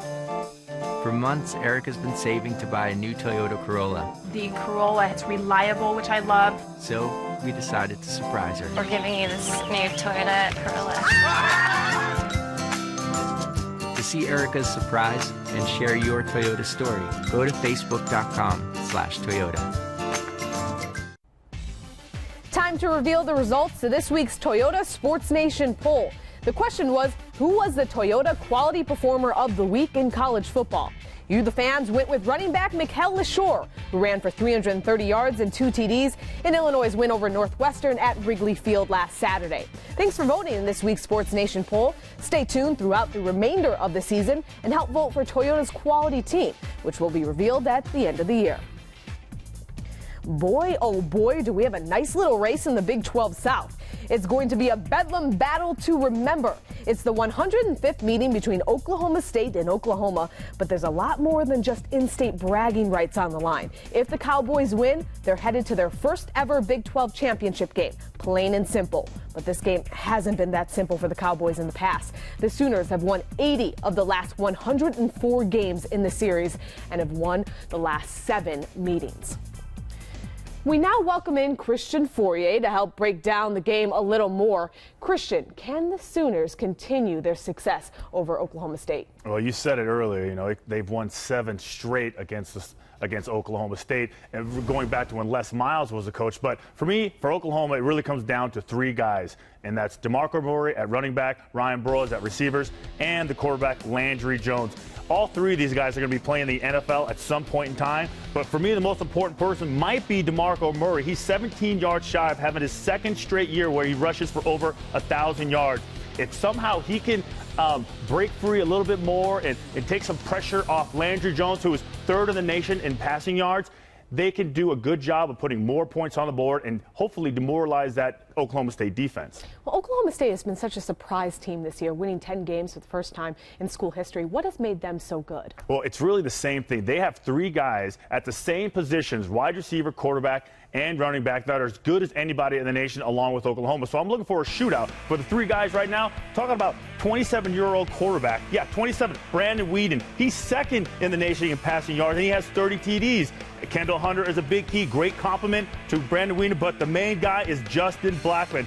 1st in yardage and TDs, and 1st in yardage, and he has 17 TDs, which leads the nation now. For me, this game is going to come down to which team is better equipped for a shootout. Oklahoma, they've scored 30 points or more all season except 3 times. Oklahoma State, they've done it all year except 1 time when they were held to 24 points against Kansas State. That game, Justin Blackman didn't score. This game comes down to that. So I'm taking Oklahoma State because this game, offense wins championships, and so does Oklahoma State. So you're going with the Cowboys, but like I said earlier, if Oklahoma State wins, they will be going to the Big 12 championship, rather, for the first time in school history. But it's not going to be easy. Here's our friend and colleague, Dr. Lou, as he gives his pep talk to the Oklahoma State Cowboys.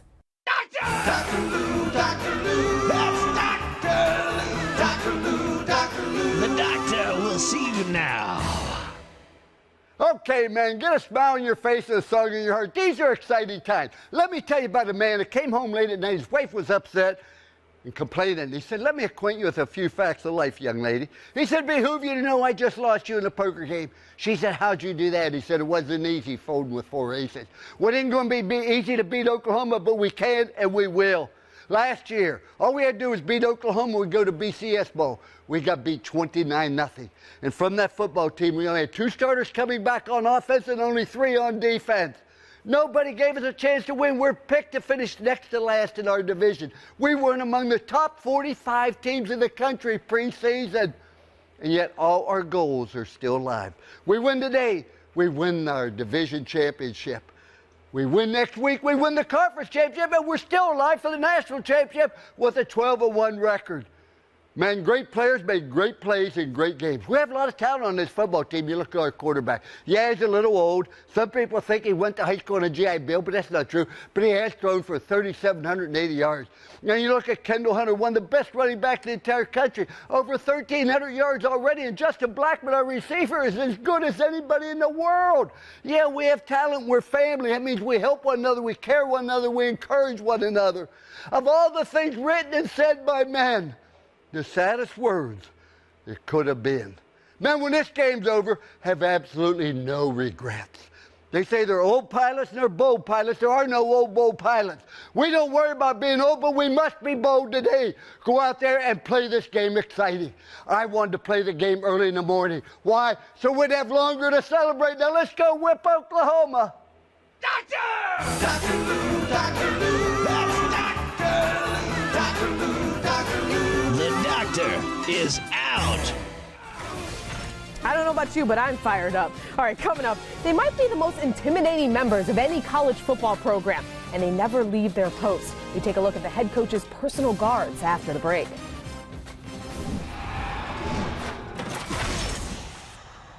I love Dr. Pepper. The taste of these 23 flavors can never be equaled, like me. Hey, what, man? Come on, Mike, man. Nice hit. There's nothing like a pepper. Trust me, I've sent people to the doctor. Hey, students. Dr. Lou here with a little pop quiz for you. These days, college tuition is A, pretty affordable, B, a little bit pricey, C, more expensive than a private island in the Caribbean. Bingo! College is pretty darn expensive. Luckily, Dr. Pepper's got you covered with a Dr. Pepper $1 million tuition giveaway.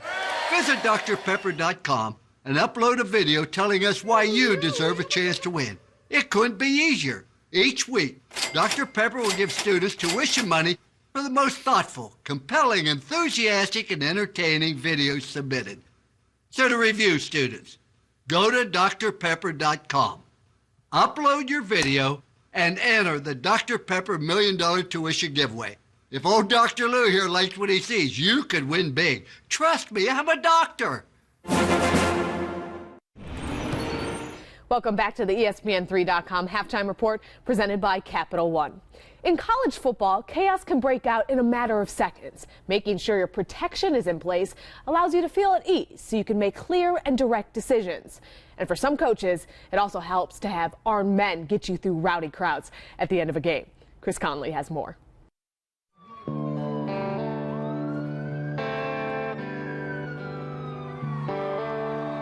He's there right from the beginning, during the walkthrough, and then in the tunnel. Crisp, in control, and just so cool. But chances are that you'll only see him in action at the end of the game. That's because he is what so many big-time head coaches must have at their side. Not a star quarterback or receiver, but an elite defender in uniform. That's right, a state trooper. People probably wonder, why do you have a highway patrolman? Do you need them? The answer is yes. You're coming off the field. To get to your dressing room, you got to walk through a wall of people. Any one of them can take a swing at you. There's been significant safety issues that you have to deal with when you go on the road, and you know, some of these people are nuts out there, so having the right people by you counts. Amid the bedlam of a big win, a state trooper's sidekick is a coach's best friend. Frantic finishes are a lot less hairy when a flat brim's got your back. But crack open the state trooper files, and it's clear that the bond between Smokey and the ball coach goes deeper than game day security. In many programs, troopers travel out of state to coordinate team security at away games. No trooper has shown greater devotion to a team for a longer period of time than this man has. Major Billy Smith, with Florida State since 1964, through 5 different head coaches, among them Bobby Bowden. He was like one of the family. when you realize we were together for 34 years, every game. On the sideline, he's standing right there by me. Bill looked like a Baptist preacher, but I can remember times people would come up and get too close. Pow! They push you some and you push them some, and you just, when it's all the way, you just try and say, oh, have a good day. You know, that is a great piece because those guys have been around forever and they don't get a lot of attention. But when I think about this, you know, these guys are more than just escorts for the head coach. That relationship extends to the entire team. The players, just like the head coach, we get to know these guys. They hang out with us, they travel with us. Then the troopers, they become a liaison. Something happens on campus, off campus, the first person you call is that trooper. And then guess what? The first person the trooper calls is the head coach. So everybody stays in chain of command, and usually something that bad could happen gets diffused because you have the right people in place that are looking out for you. State troopers on our team, when I was in Colorado, always like one of the best guys to hang around because they know everybody. They can always get you out of trouble. I want a state trooper to just follow me around. You know, really, it's protect me from, I don't know. You got to become a head coach. Rain or something. I don't know really. Well, that's all the time we have on ESPN3.com's Halftime Report, presented by Capital One. Make sure to tune in to college football finals to see this week's Capital One Cup Impact Performance nominees. Sky's Christian Fourier. I'm Cassidy Hubbard. Enjoy the second half.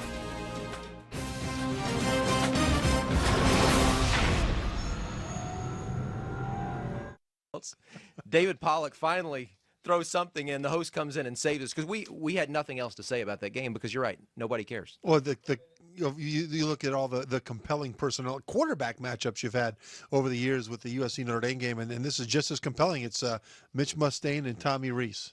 Can't wait. Wow, they're going to be talking about this one like 20, 30 years from now. Let's hope Bino is still with us because if he is, he'll be talking about this game. Notre Dame's lost to USC 8 straight.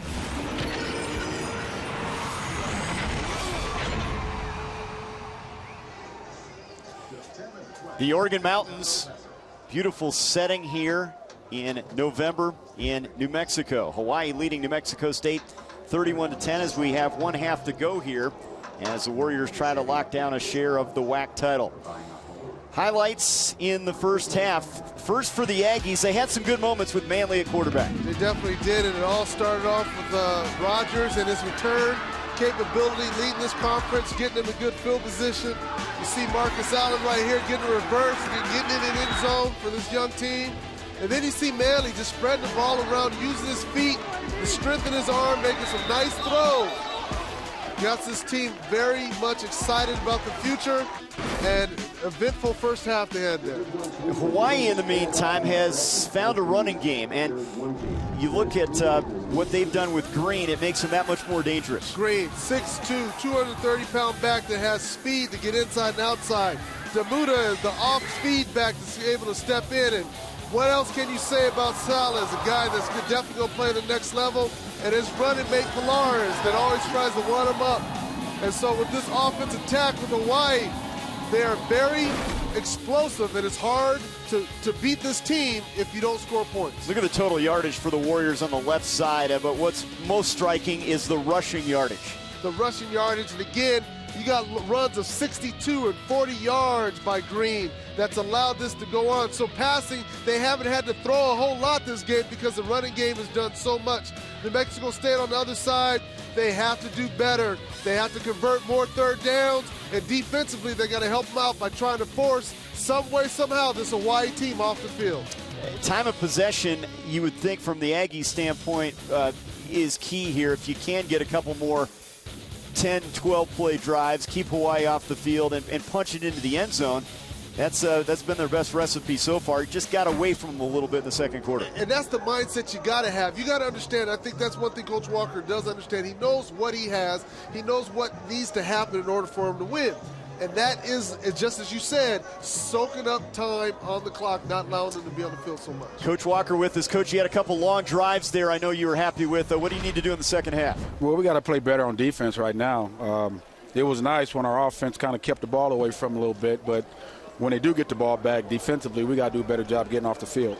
Now, Coach, when you look at the end of the half there, that very last series, what were you guys trying to do there in regards to trying to move down the score? Well, I just didn't want to have a quick 3 and out, and then we put them back on the field because we struggled late in that first quarter and second quarter, so I didn't want to put those guys back on the field. So we just kind of played it safe, and hopefully the defense can have a better start in this second half. Thanks for joining us, Coach. Appreciate it. Halftime here in Las Cruces, 31-10 Hawaii. And there are a couple of things to keep an eye on. Number one is, we talked about Green. He has 169 yards. He's 3 yards away from a career high. Salas has already gone into the record books as the all-time receiving leader. But Moniz now with 181 yards. He is over 4,000. So you see with where he's ranked in terms of the WAC quarterbacks coming into today. And just look at this. This league has always been about the touchdowns and the quarterbacks being able to do what they do by spreading that stuff out there. And Moniz is only a junior. You're looking at Kellen Moore, who's only a junior. And so you're talking about guys that can just spread this ball around, throw it a lot, but they're really efficient with the ball. And that's what's crucial. Yeah. I don't think we're going to see a school record for Moniz after throwing for 560, passing Colt Brennan's 559 record. But when the running game's there, they have taken advantage of it. There's a look at his numbers through one half of play. You know, in the beginning of the game, guys were dropping little balls, and he was trying to force them in there. But he started picking it up a little bit at the end. And this offensive staff for Hawaii said one of the things that he does extremely well, on top of everything, his intellect, is the fact that he throws the ball precisely. I mean, he's very precise with the ball. We saw a little bit about that towards the end of the half. And so if he can continue to do that, this guy can be playing on Sundays in the year. It was interesting also, they said he's not cocky. You know, you don't have to be cocky to be successful, and sometimes you got to have that edge about you, but it works for him just fine. Well, let's look at his road. He didn't get many offers or anything out of high school. He went over to a junior college, walked on to play there, came back to Hawaii and walked on there. So this is a kid that understands what it means to work to get a job. And look at the Hawaii walk-ons and how it has translated even to the next level. John Estes, great lineman. Samson Satelli as well. They've had great offensive linemen through the years. Mutan Bess, who is going to be threatened by Salas here pretty soon in terms of the season number. He had 108 catches in a year. Salas getting close to that number. Had a great career, but the walk-on program so important to Hawaii. It's huge, and it's not just Hawaii, it's everywhere. And kids need to understand this is proof. Just because you didn't get something doesn't mean that you can't make it. Anybody can make it. It takes hard work and determination. As long as you have those two things, any coach in this United States will take you on. Jordan Davenport, the junior from Plano, Texas, to kick it away as we open up the third quarter. Into the hands of Dustin Blunt. He'll bring it back for the Warriors. Breaks a tackle at the 22, and then he's taken down at the 23-yard line. Pursuit that time from the Aggies as Anthony Joyner, a freshman from San Diego, on the play. The special teams has been pretty solid for New Mexico State. They've made some great returns, and Coach McMahon talked about that, trying to stop that, but more importantly, they've also not given up big returns. Salas over 100 receiving, Green over 100 rushing. Look at the starting field position, the average. That makes it that much more difficult to slow down this Warriors Express. Here's Green, and he has all kinds of room. Look out, he's to the 40. Green to midfield, he may break this one. Alex Green inside the 10, and they'll have a first and goal from there. And that is a career record. He goes well over 200 yards on that carry. Well, we were wondering what was going on before that, but you're going to see right here, he's just going to go right off the outside. There's nobody there. Go ahead and run it. As he gets that ball, it's man-to-man, which is the worst thing when you're trying to stop the run because the person that has him has to get up there, and that's why he ran so scot-free, is because the defense, the DBs had to turn their back, running with the receiver, so nobody saw him until he's all the way down the field. 71 yards, and look at the numbers as we open up this third quarter on the ground from a Hawaii running back, no less. This guy is going to go down in history when he gets back home. That's getting it done. There's a look at the red zone numbers. They had a botched snap on a field goal attempt. didn't score their first time into the red zone. Starting off strong here in the third quarter. Moniz for the end zone, and it is knocked away, but there's a flag thrown. Intended for Salas, and they're going to get Danye Coleman here for interference. And that again was the inside receiver. Salas lined up on the inside next to the tackle. Pass interference, defense, number 3. By rule, the ball be placed on the 2-yard line, first down. And as a defensive back, it is hard when the guy lines up there and he's running that corner route and he just got there way too soon. Now, right in that situation, if Danye turns around, he might have got a pick because he was in good position. Salas ran such a good route, the ball was late getting to him. Coach Walker says, I'd love to have 60 guys like Coleman. He loves his competitive fire, but that's a handful trying to deal with Salas in the end zone. So they mark off the penalty. First and goal now at the 2 for the Warriors. Green running right, hit in the mouth and dropped for a loss. Good pursuit that time. And that was Boy Blue A'alua, the American Samoan, their leader on defense. And he stepped in there and just stoned Green on that play. That's just what you got to do. If you got to get mad and say, hey, you're not in my house, you're not going to run all over me, and get in there and make a play. There's nothing finesse about Boy Blue, even though he has a name like that. He doesn't like being called, or doesn't like when people make fun of that name, and he really came up with a big play there. Second and goal, now from the 3-yard line. Moniz to the 1 and into the end zone. Touchdown, Greg Salas. That was a nice little pick route again. Hawaii understood the situation, was man on man, and what they did is took Salas, who was far on the inside, and you're going to see him basically run to the out, gets picked. Danye Coleman again can't get to him, and there's not much you can do as a DB in that kind of situation unless defensively you call some type of bracket or something like that. It's a hard play to defend. Couple touchdown passes for Moniz, one to Polaris, one to Salas, and an impressive opening drive here as we open up this second half as Enos adds the extra point. Greg Salas, his 10th touchdown catch of the season. The All-America candidate making it look easy down near the goal line. He takes it in for 6.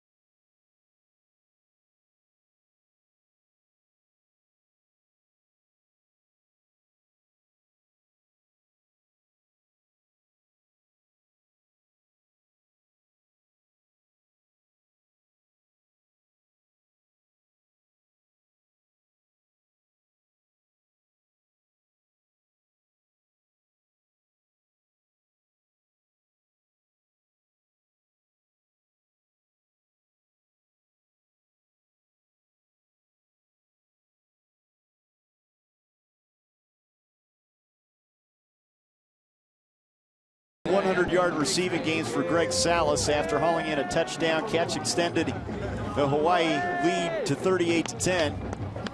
Opening drive, impressive. Big run by Alex Green setting up the score. And number 20's been busy. Scott Enos, the senior, to kick it away once more. Great balance from the Warriors today in this game at New Mexico State as they try to clinch a share of the WAC title. Here comes Rogers out of the end zone. Rogers to the 30. And keeps the pile moving forward. Nice run across the 45. And they'll start this series from the 47-yard line. See why Tavion Rogers is one of the best in the return game. That's why Coach McMacken was saying we got to get this fixed. But you're going to see on this play right here, you're going to see the receiver's going to come up and do a pick, and here's Salas going to come up and come out. The DB right here has a hard time trying to come around that. Go ahead and run it. You'll see exactly what's going to happen there. Boom, he gets picked, and there's nothing the DB can do unless you run some type of banjo or combo coverage over there. That is just undefensible. So offensively, Hawaii did what they wanted to do. That ball had to be right on the money, though. Moniz put it right there. First down for the 47. Manley over the middle. Tight end Nelson, his favorite target, and that's a catch inside the Hawaii 45, 8 yards for the fifth-year senior. Moniz, I should say Manley, again, you're seeing the arm strength, putting the ball right where only his guy can get it. And again, he knows a lot of these kids that he's going against and playing against, so that could also be a semi-advantage. But this offensive team, they just have to continue to work, put some points on it. 4 catches now for Nelson. Second down and short. Kenny Turner straight ahead, bounces to the outside, has a first down. He's to the 35. Kenny Turner finally run out of bounds at the 25-yard line. That was a very nice block by Marcus Williams on the outside there, allowing Turner to get outside. You can see right here, there's nothing up in the middle. He bounces it outside, he gets that extra block by the receiver out there, and gets those positive yards. Use a little straight arm there at the end. That's strength, and that's smart. And again, you can see him hobbling a little bit. The kid is hurt, but he wants to play. I think that was huge. First drive of the third quarter for the Aggies from the 25. Manley over the middle, and nobody there. He missed his target. Lee was breaking free. There was good coverage. 3 Warriors in the end zone. That was going to be a tough throw right there. There were 3 Warriors right there, and he wanted to try to drop that ball in, but it put a little too much zip on there, which is good because you didn't want to turn it over with the drive the way it's going right now. When you don't want to test Silva. Here's a look at Paredes, one of their leaders as well. Their leading tackler. He's actually 5th in the nation in tackles.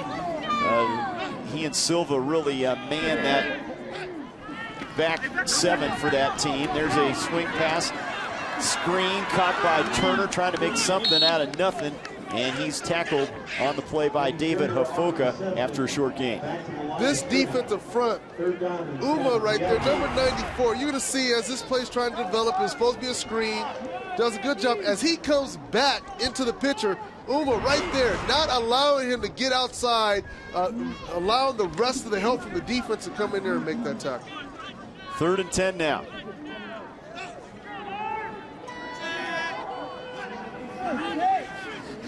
Manley trying to roll away from pressure, and he's sacked back at the 36-yard line by Aaron Brown. This guy has been sensational. WAC Defensive Player of the Week last week against San Jose State. He had a couple picks, one of them an interception return for a touchdown, and he leads the team with 5 sacks as well. That is sheer speed and will to get back there. He knows Manley is trying to roll away from him to the right. He runs him down, forcing a long 4th down. That's a nice bookend of linebackers. Brown with the speed on the edge. Paredes, the buck linebacker, the strength. They are one of the more exciting defenses they've had at this school in a long time in terms of what they bring from the front line to the back line. And when we talk about this defense and how much more improved they are, they're improved in the areas that everybody's coming back. Both tackles are just juniors. All 3 linebackers are juniors. Yep. So you're bringing back the core of what's allowed you to have this success this year. Hawaii basketball fans, what better way to spend the holidays than in Honolulu? Don't miss out on the action. The Warriors compete with the Baylor Bears, Butler, Mississippi State, and more for the Hawaiian Airlines Diamond Head Classic, December 22nd, 23rd, and 25th. For tickets and travel, visit www.hawaiianairlinesdiamondheadclassic.com. Start thinking about basketball. Utah State, the preseason favorites in the WAC this year.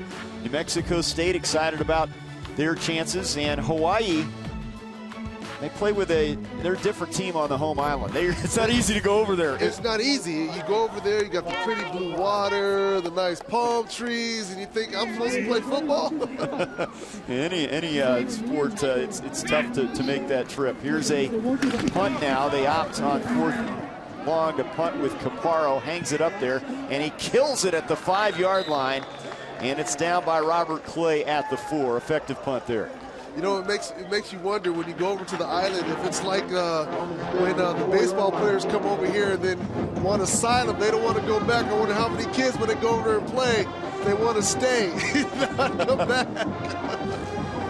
We talked about the effort of the Hawaii rushing game. We'll take a closer look at that. This is a team that, you know, you obviously focus on their pass offense so much that can create lanes up the middle for guys like Alex Green.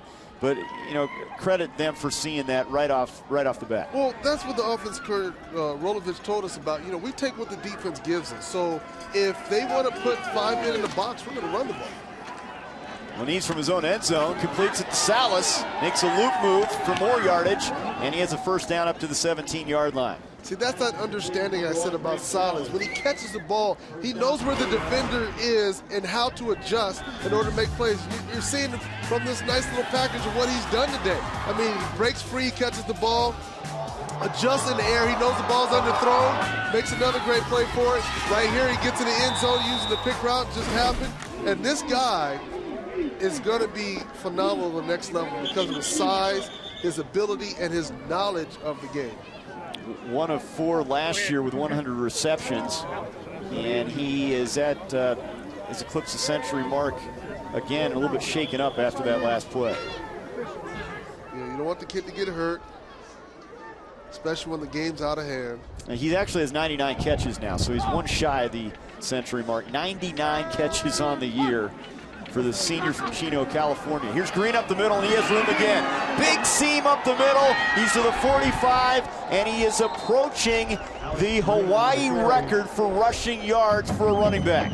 I'm going to do a little throwback, a mixture of Bo Jackson and Ickey Woods. And this guy is so big, he just rolls up in there, and he'll outrun you. But if you don't want to, if he can't outrun you, he's going to run you over. And that's exactly what he did on that play. Even the long run before, he ran a couple of his guys over. He's like, get out the way. He is 3 yards short of the Hawaii rushing record in a single game. He has 267 yards right now. Needs 3 yards to eclipse the record. Moniz looking to throw now. And he's in some trouble, and he's going to be sacked back at the 34-yard line. That is Pierre Fills, the junior, with his 2nd sack of the year. What a game for Alex Green, the senior from Portland, Oregon. And there's the record. Pete Wilson, you got to go back to 1950 to find the last time a Hawaii running back had this kind of a game. Wow.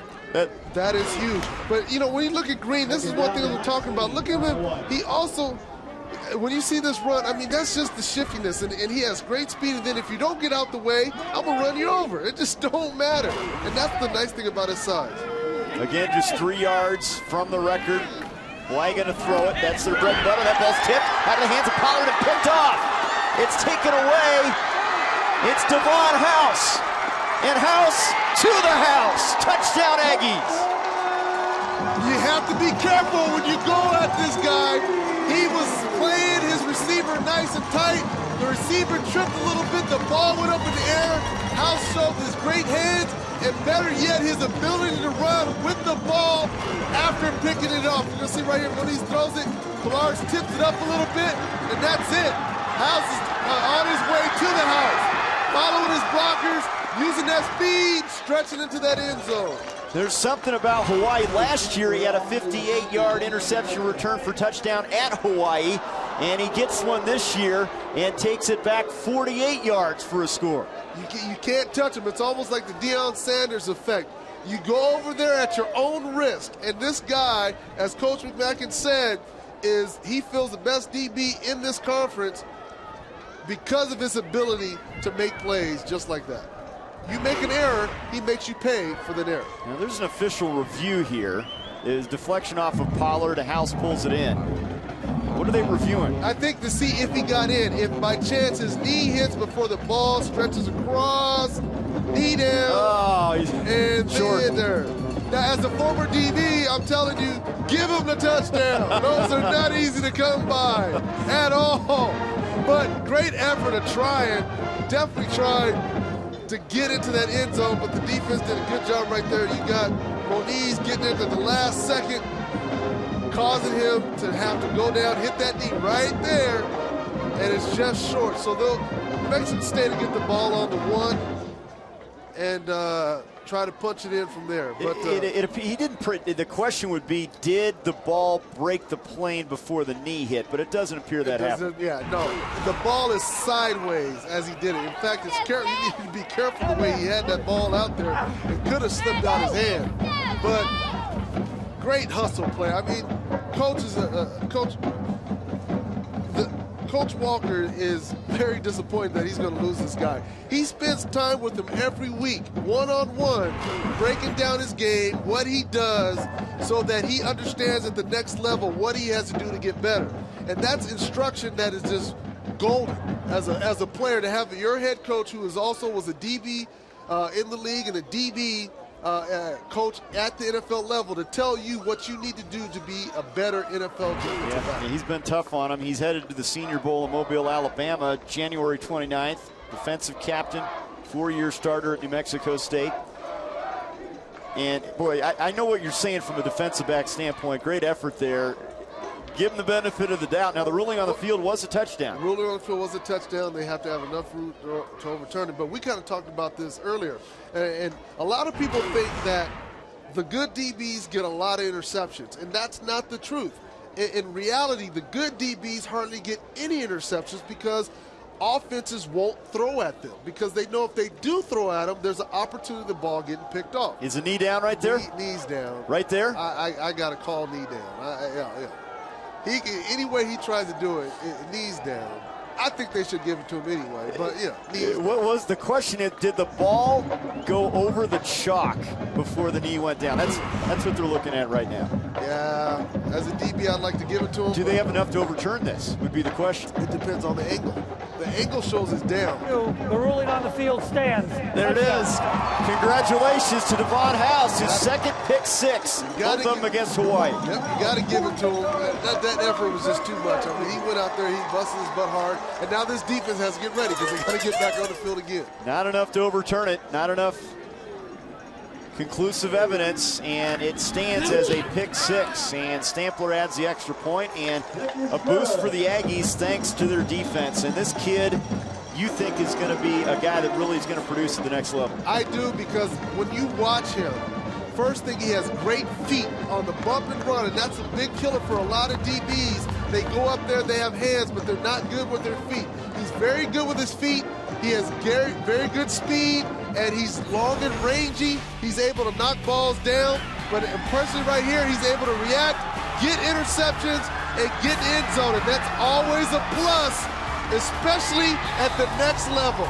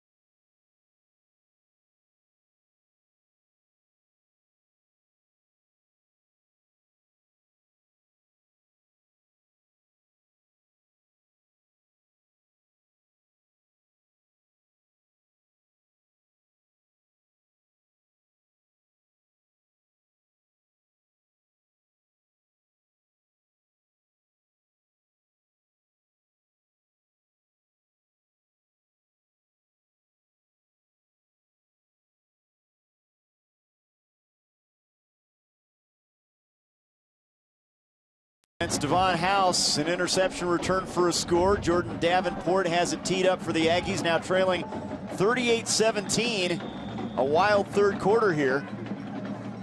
Warriors getting on the board, driving, and the Aggies trying to get the momentum back. Davenport's kick fielded by Blunt at the 9. Across the 25. Puts on the afterburners and goes down at the 31. Devon House, a guy that is an all-conference candidate. A couple interceptions this year. They didn't want to put him inside. Comes up with a deflection for a score. And we were keeping a close eye on him coming into this game because of his playmaking ability. Yeah, he definitely does make good plays, and that's important. I mean, this game is about making plays. You got to do more than just being out there. Here's Salas with the catch.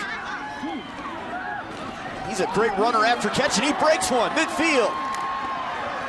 And then 3 Aggies finally run him out of bounds at the 38-yard line. 9 catches, that puts him at the century mark this season. And you're seeing again why this guy is the Biletnikoff Award nominee, finalist. He catches the ball, and then he runs well after the ball because of his size. He doesn't go down, and he's very smart. He still protects the ball. Look at how he tucks it away. When everybody gets around him, he tucks it in high and tight to make sure it doesn't get turned over. This guy's going to do great things at the next level. There's a look at his numbers as he is now at a season 100 receptions, but 154 yards, 18 career 100-yard receiving games. He originally committed to the Air Force Academy. Showed up at Hawaii in 07, only caught 3 balls, but 106 catches last year, 57 the year before that.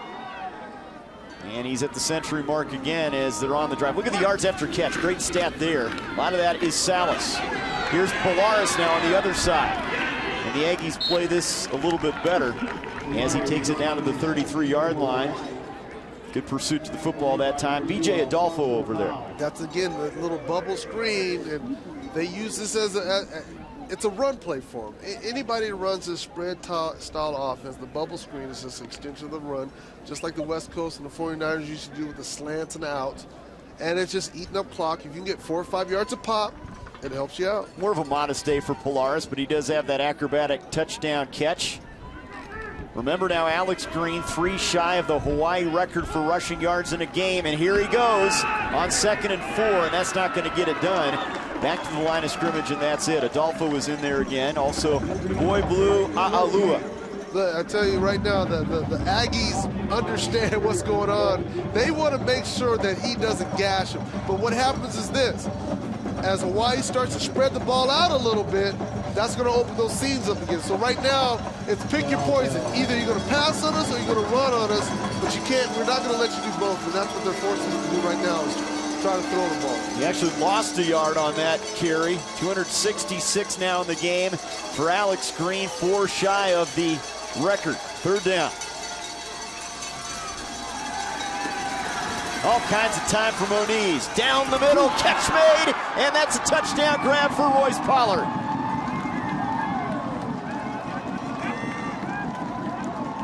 That is what you're talking about in regards to Moniz sitting in there in that pocket. The blitz came, it was man-to-man. He waited till his receiver got open, and you're going to see this protection. Look at Green in the middle, right there, stones it. Allows his quarterback to get time, boom, pops that in there, and it looks like the person that gave up that touchdown to Polaris is Devon House, who actually got the touchdown just the series before. 33-yard strike, 3 touchdown passes for Moniz. For Pollard, that's his 5th touchdown grab of the year.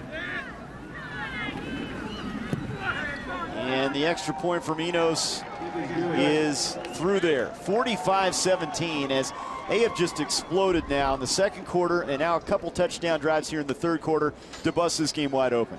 And that's what happens. Right now, this defense for New Mexico State under defense coordinator Dale Lindsey, they're trying to dial up blitzes and man-to-man and zone and just trying different things. That situation, they were in a man-to-man. They got the blitz.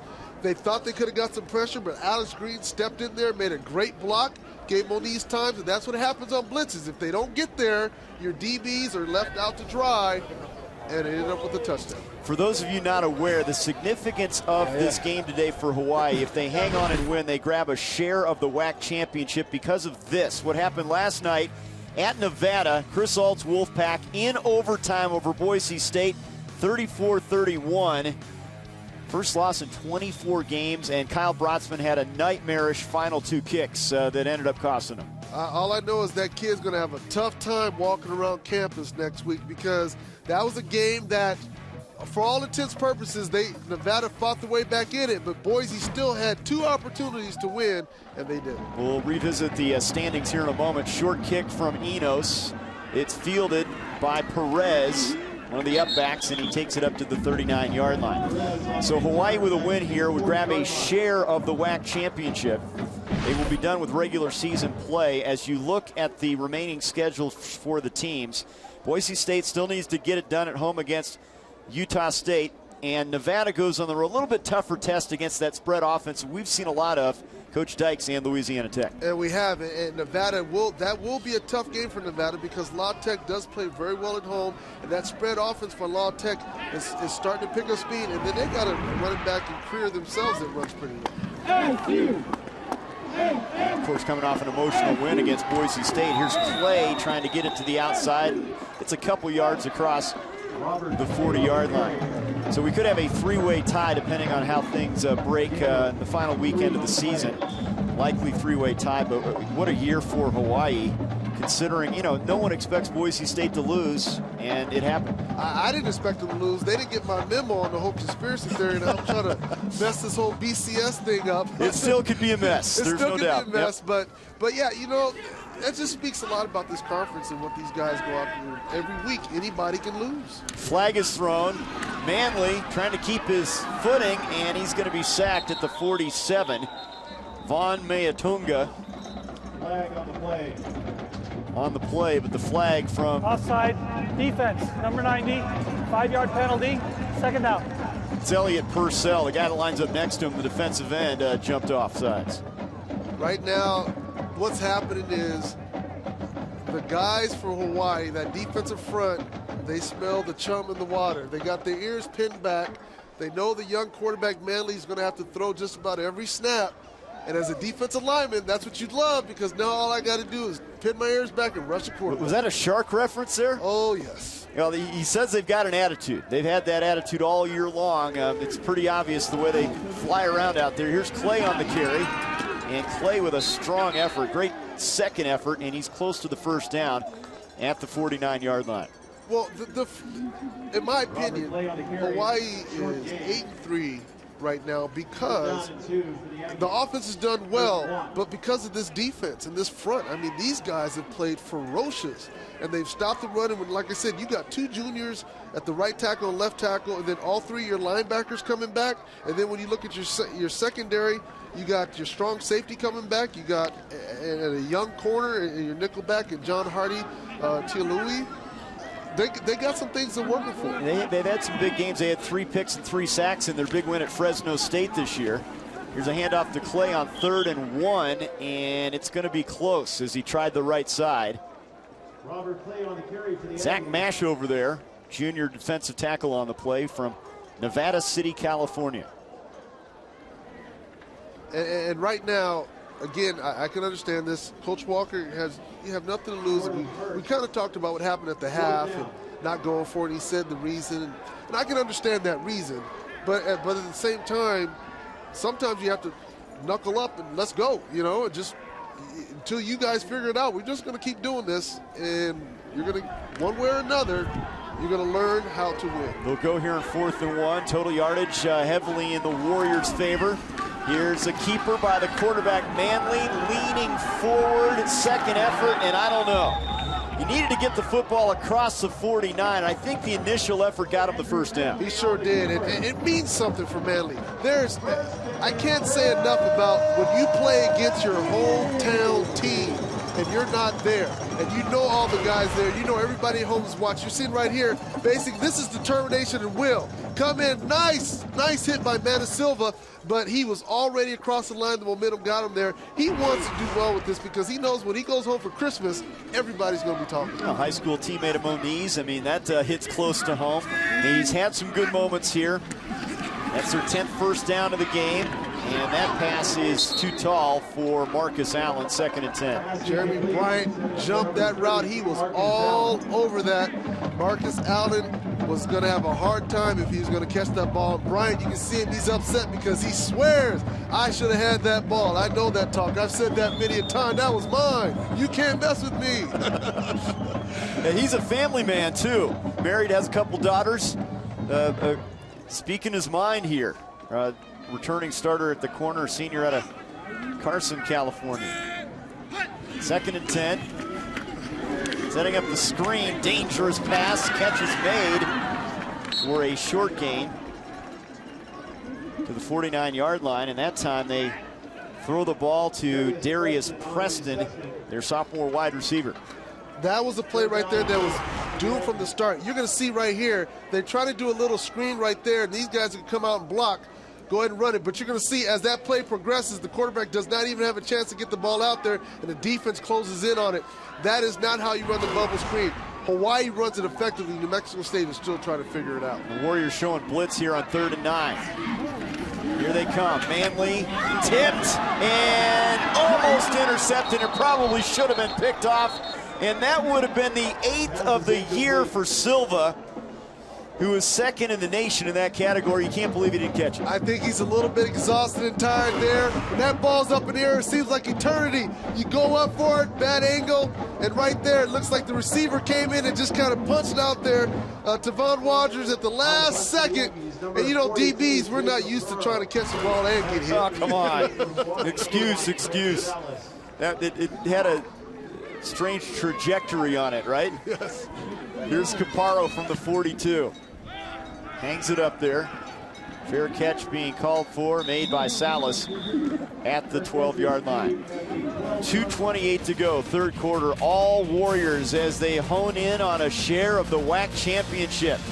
It's been a tough senior day for New Mexico State.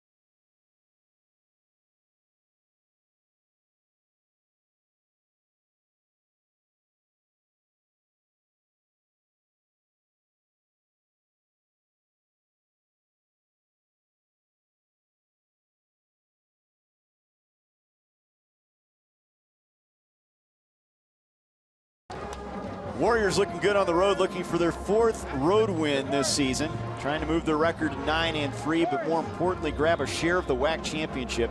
They've won 8 of their last 9 games. The only loss in that stretch at Boise State, 42-7. Cruising here, and putting up big numbers, passing and rushing the football, and this is a carry by Green that could get him the record. He needed 4 yards to tie the all-time record for rushing yards in a game. Set back in 1950 by a Hawaii running back. And that's good enough. That's 5 yards. That should do it. That should do it, and I think he's not done. He may set it to where it may be a long time before it's broken again. I mean, that's 60 years. 1950. What was that, Truman or Eisenhower in office at that time? I don't even think I was a thought. You were in a grade school back then? Like, man. So that run gets him the yardage needed. He gets a few more to the 20, and he definitely has eclipsed the career record. Congratulations. The rushing record in a single game. The best ever at Hawaii for Alex Green. Well, and I don't think he's done. I mean, the way he ran before, this New Mexico State defense is honed in on him a little bit. But he's such a strong, powerful runner that he could break another long one and just be gone. And we haven't even entered the fourth quarter yet, so 300 would be the next hurdle to clear here. 3 of 5 on third down. Moniz, and that'll get it done. Polaris as he's knocked out of bounds at the 25-yard line. Tackle made over there by Alfonso Powell, the senior. Now you can't tell me that these offensive linemen aren't aware of what he's accomplished or what's going on, and the fact that if they can get him to 300, that is something they will try to do. 274 officially for Alex Green on 14 carries. That's insane. I mean, normally you need about 30, 31 carries to get there. That's insane. Couple touchdown runs. Final moments here in the third quarter. Hand it off to him again. He has a lane to the right side, and he's knocked out of bounds at the 34-yard line, close to a first down. And there's a lot of things that stands out to me with what he does. He's a great blocker, but again, to be 6'2", 230, and have the burst he has, as you just saw there, this kid has a burst that is just like a Reggie Bush or something. I mean, he can go 0 to 60 in like nothing, but yet he has that power to back it up. Ferrari BMW combo is what you're telling me? Yeah, I mean, and like I said, it's very hard for people to catch him from behind. I mean, that's the other thing about it. 2nd and 2, final play of this third quarter. They get the snap off, and here's Green on the carry, and Green has a first down, and he's across the 40 as he adds to his numbers, tackled at the 42-yard line. Alex Green approaching 300 yards on the ground as we finish 3 quarters here in Las Cruces. It's been a record-breaking type day for Hawaii. And out of all the runs, that one was probably one of the more beautiful ones because he was patient. As he started to go to the right, the hole wasn't set yet. He got behind his lineman, he waited, and then at that last second when it opened up, boom, he exploded through it. 512 yards of total offense through 3 quarters, 238 of those on the ground, and Green 282 from scrimmage with 1 quarter to go. Warriors looking good. ESPN.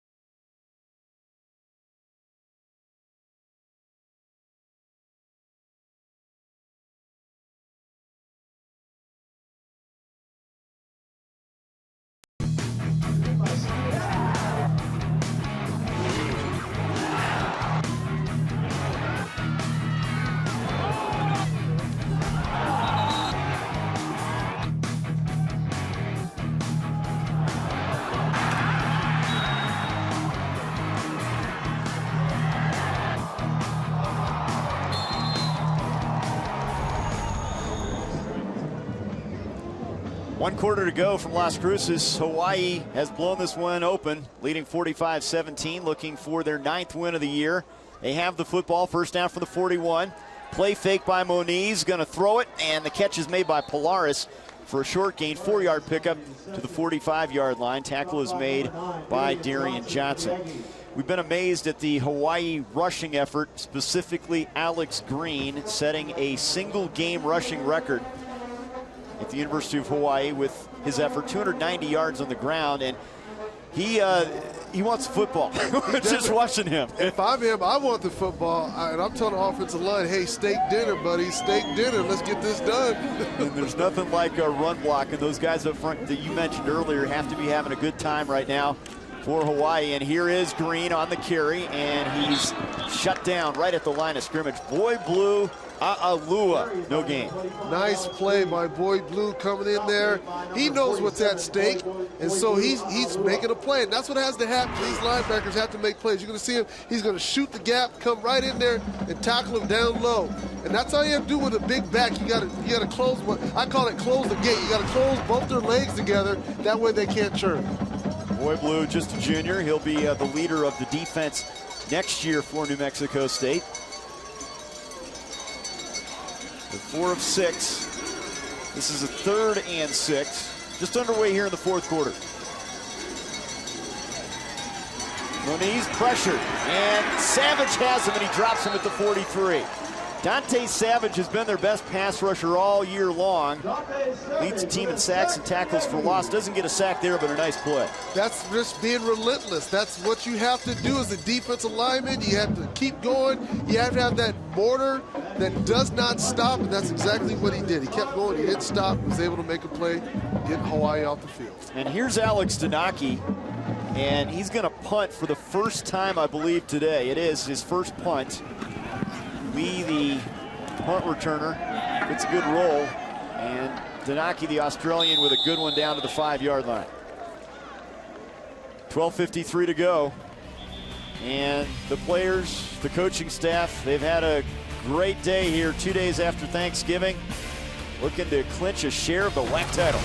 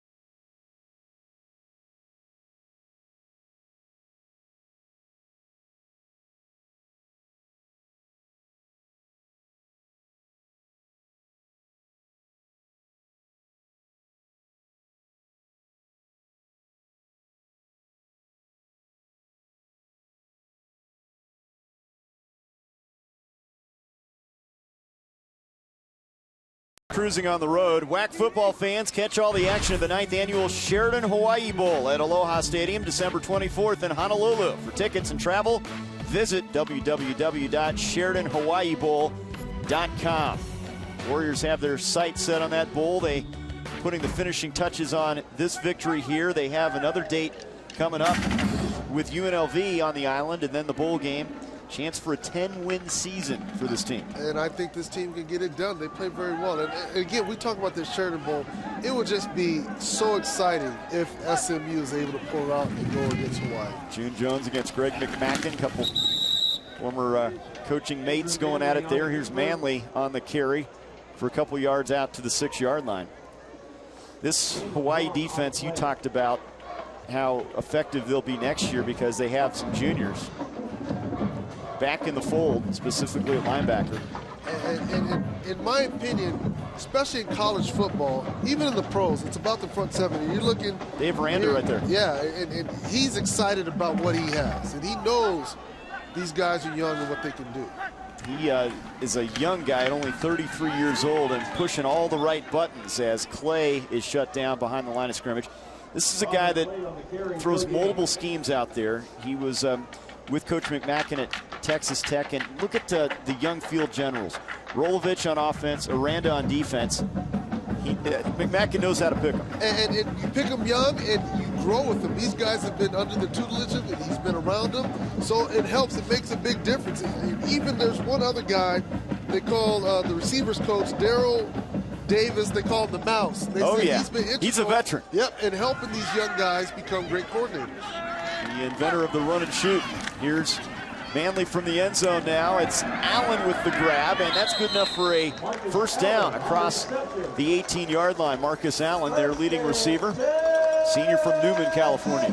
Aaron Brown came in there for cleanup duty, and he put a little hit there on Mr. Allen. And I played with the Marcus Allen, kind of wore the same number too.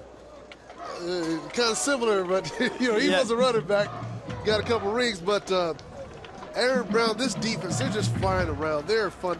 I played in games like this. When you're in the lead defensively, it's just exciting. Fresh set of downs for Manley and company, and he's flushed out of the pocket and moves forward for a yard across the 19-yard line, and that's it as the pocket collapsed that time. Good pursuit from the edge, and getting credit on that play. Haku Correa, there he is, a sophomore from Honolulu. Yep. And what's exciting about it is the team is one-dimensional. So it's almost like playing against your little brother and you know what he's going to do. And that's what happens in defenses when you got the lead on somebody. I know what you have to do. And I remember lining up against my little brother back in the day. It was a lot of fun. It's not fun anymore. Here's a handoff to the right side, and that looks like it's good enough for the first down as they go to the run game, and effectively again that carry by Robert Clay. Now you may ask yourself as you look at this, well, they're just running the ball. Why? Because it's a young team. They still have to establish things. This offensive line has to learn to block better. They have to learn to create seams. The running backs are doing everything they can to get up the field. But doing this also helps your quarterback because you don't want to go back there and throw pass after pass after pass. Clay's been one of the bright spots for this Aggies team. He had a 100-yard effort against Louisiana Tech. Their only 100-yard rushing game this season. Manley with a pump fake, wants the deep ball, and he underthrows it. He was hit as he delivered that football. Definitely got hit. They had something dialed up. They were trying to do a play. They tricked everybody, trying to suck him in, and wanted to go to Marcus Williams coming across the field. But you're going to see right here as the pressure comes in, Manley steps up, and right there at the last second, he gets his arm hit by the right end Purcell, and he was not able to finish that throw. Siaki Cravens, a sophomore linebacker, providing some pressure as well. 2nd and 10 now.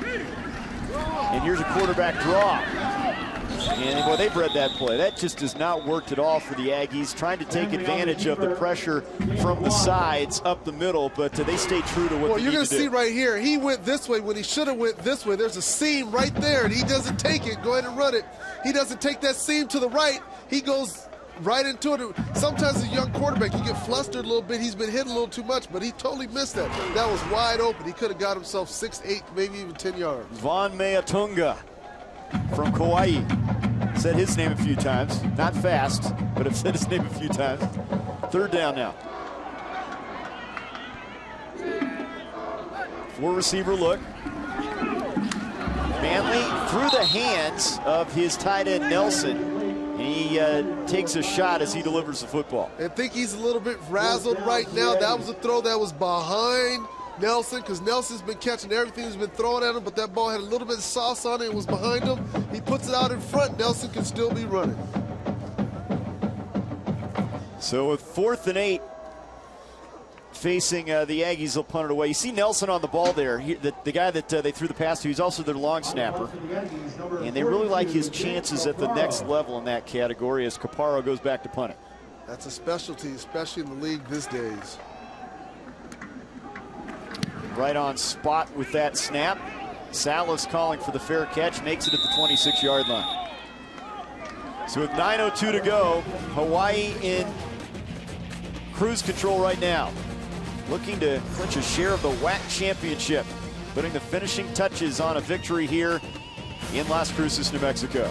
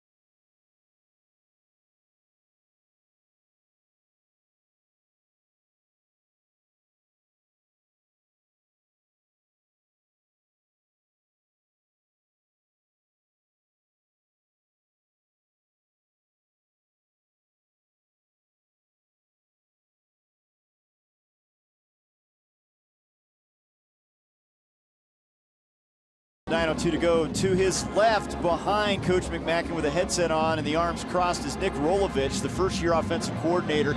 He's entrusted the play calling to a guy that still holds a Hawaii record for touchdown passes in a game with 8. What a job he has done at just 31 years old. We talked about Coach Aranda on the defensive side, just 33. The two young guys have been sensational. Moniz on first down, wants Salas, and he's got it, hauls it in on the Aggie side of the field, gets the foot down at the 36-yard line. Are you kidding me? I mean, Salas just basically did what all smart, experienced receivers does. He saw the ball in the air. You see him when he's dropped backs, he looks above, he throws it up. He doesn't put his hands up yet. He waits the last second, and then he puts his hands up to catch the ball. The DB had no chance. Danye Coleman had no chance of making a play on that ball because where it was thrown and the reaction that Salas did. 10 catches, 191 yards, and a touchdown for Salas. First down now at the Aggies. 37 is where they'll mark it. Here's Green on the carry, adding to his total, and down to the 32-yard line. This is a Hawaii offense that, man, they're tough enough when they're throwing the ball well, but let's see, 245 rushing in terms of when you had the negative plays, and then 564 yards of total offense. I mean, they're a machine. They are a machine, and they've been a machine for the past 11 years. And it's because they've had great quarterbacks and an offensive line that understands the scheme, and they put points on the board. 2nd and 6 as we hit the 8-minute mark. Here's Green up the middle, breaking away. Green has another touchdown for the Warriors. I'm telling you, this kid, 6'2", 230, has that burst, that speed, but that power. And that power, he ran through someone, tried to grab his shirt. It didn't stop him. This offensive line, from right to left, from right tackle to left tackle, from Latui to Hansen just does a great job. You're going to see right here, it's just a simple cutback. They don't wrap up on him, and it's over and done with. He picks the seams.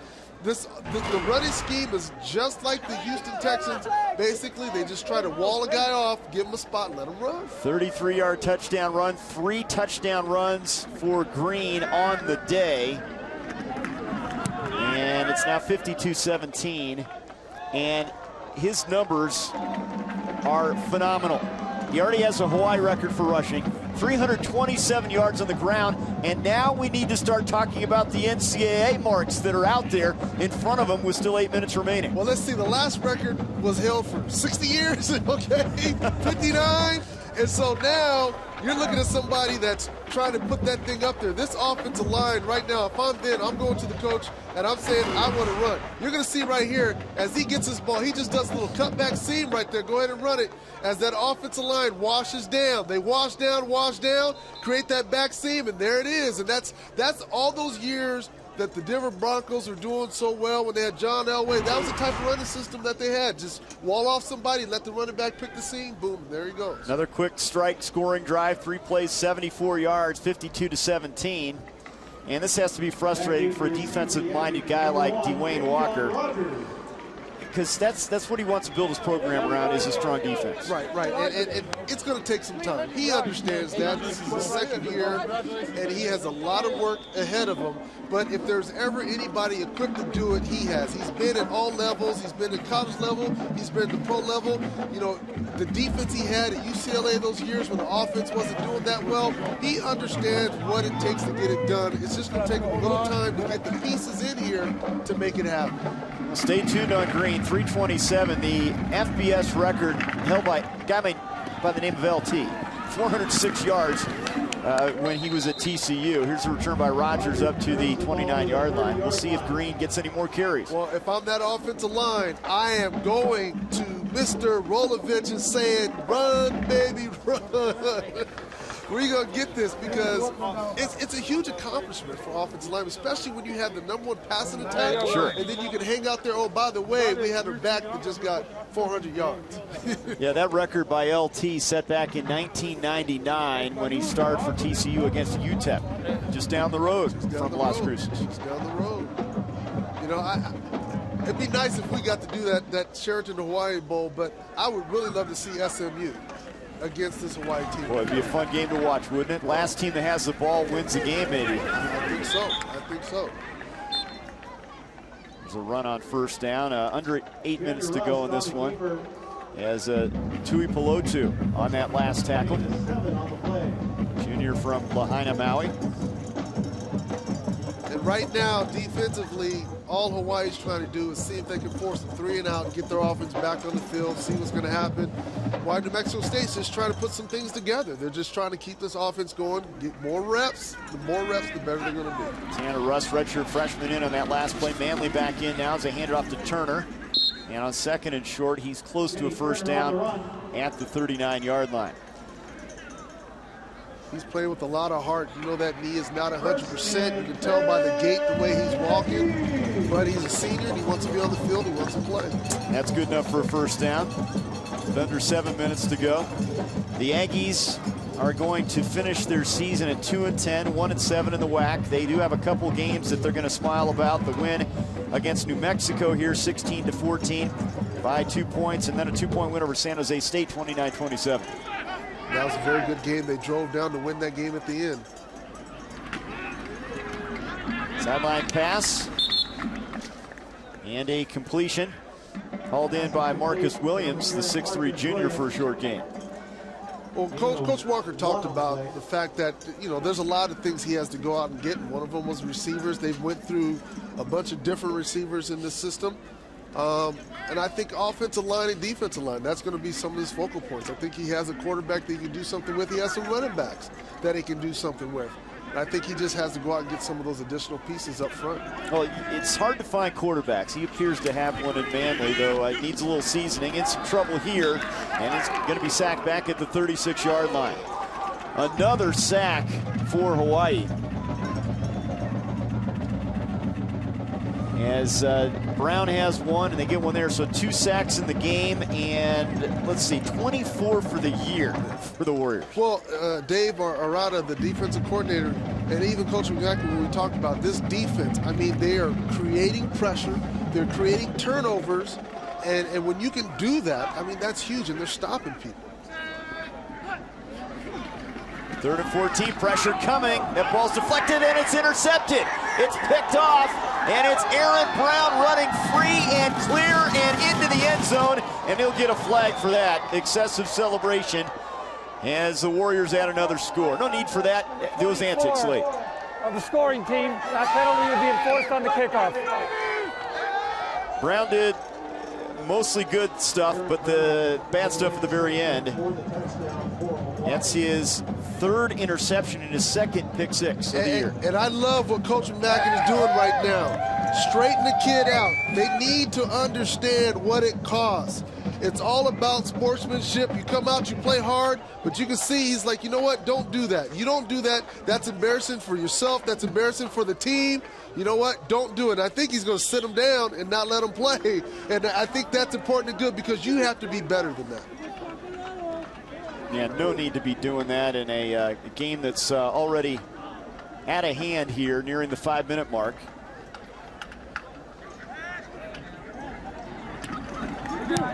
Enos makes it 59-17. There's that defense again, coming up with big plays. Yeah, and he's still talking to him, and this is what's important and good. These young kids have to learn, and it's good play by the defense. Brown made a nice play. They got the pressure, they got the block. He gets it, he gets to the closest sideline, he gets to the end zone, but he has to be smarter at the end of this play.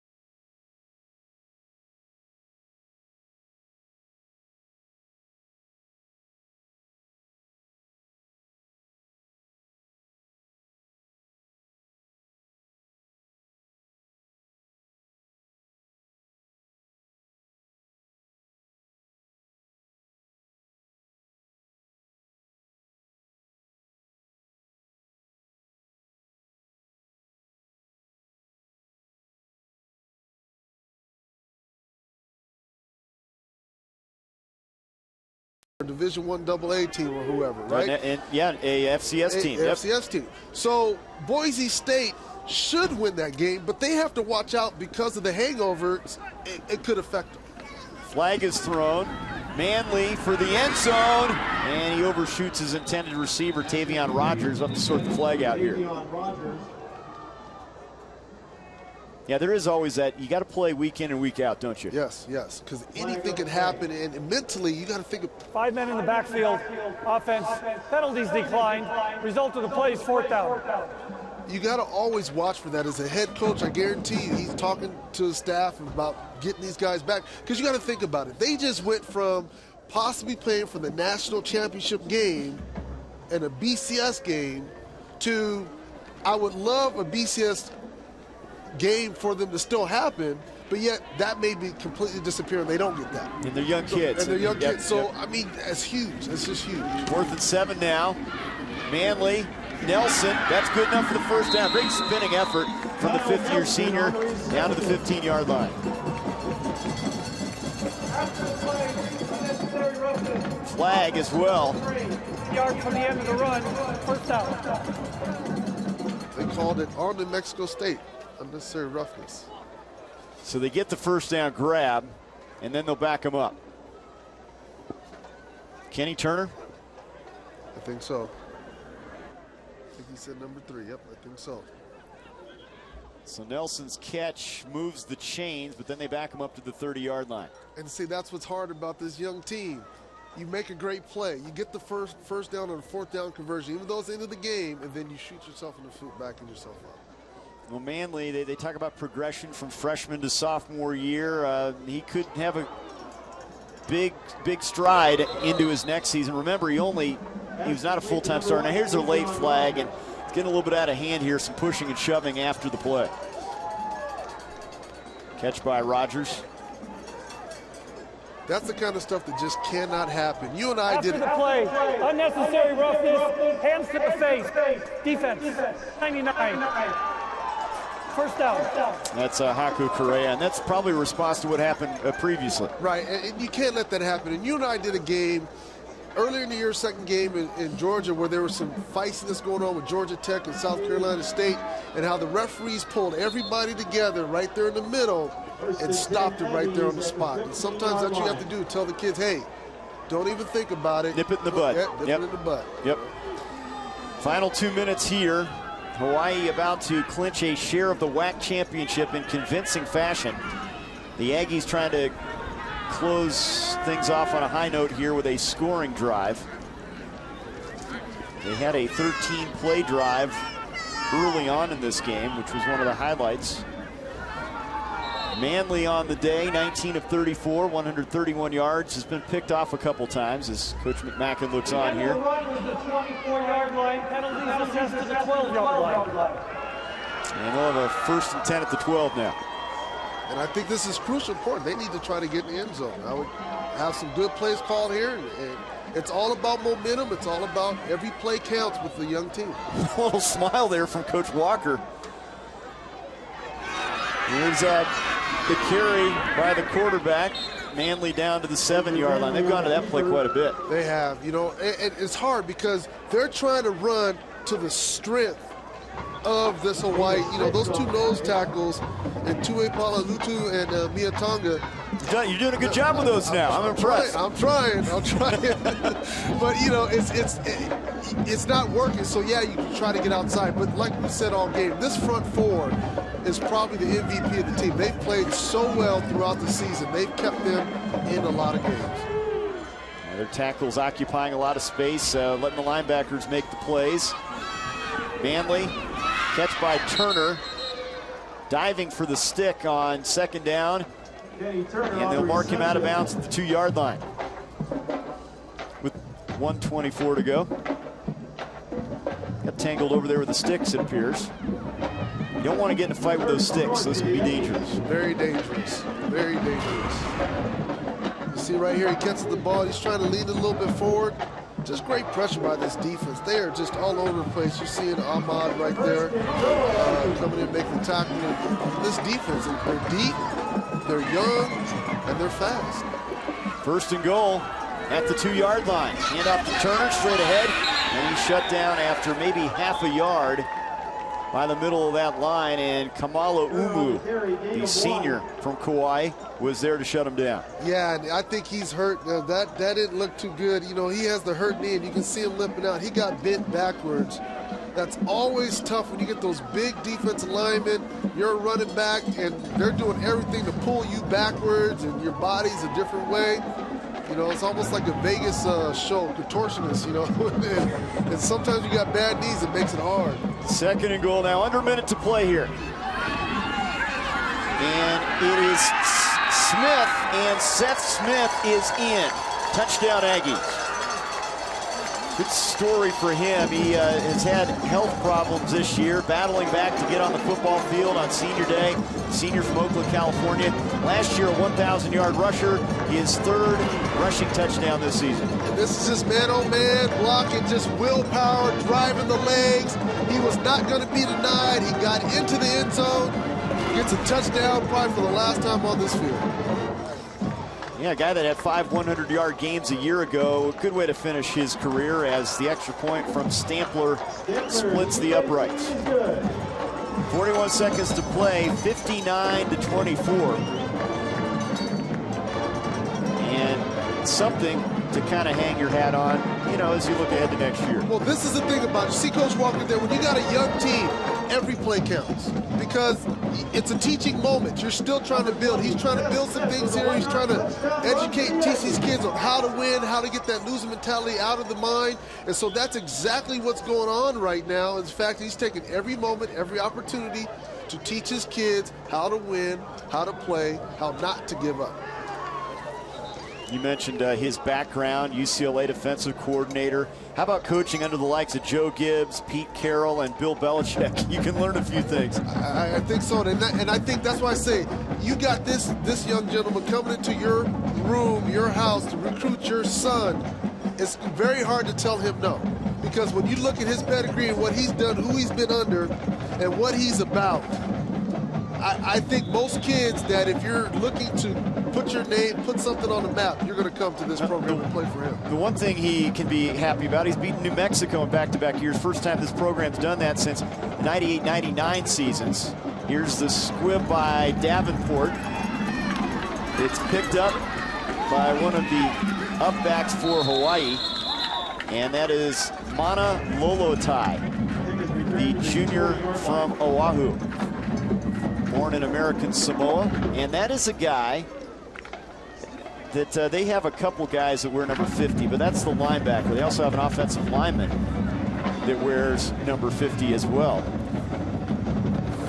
Yeah, I don't get the double number thing. When I played, there was no double numbers. You know, there was one number, and you had to pick something else.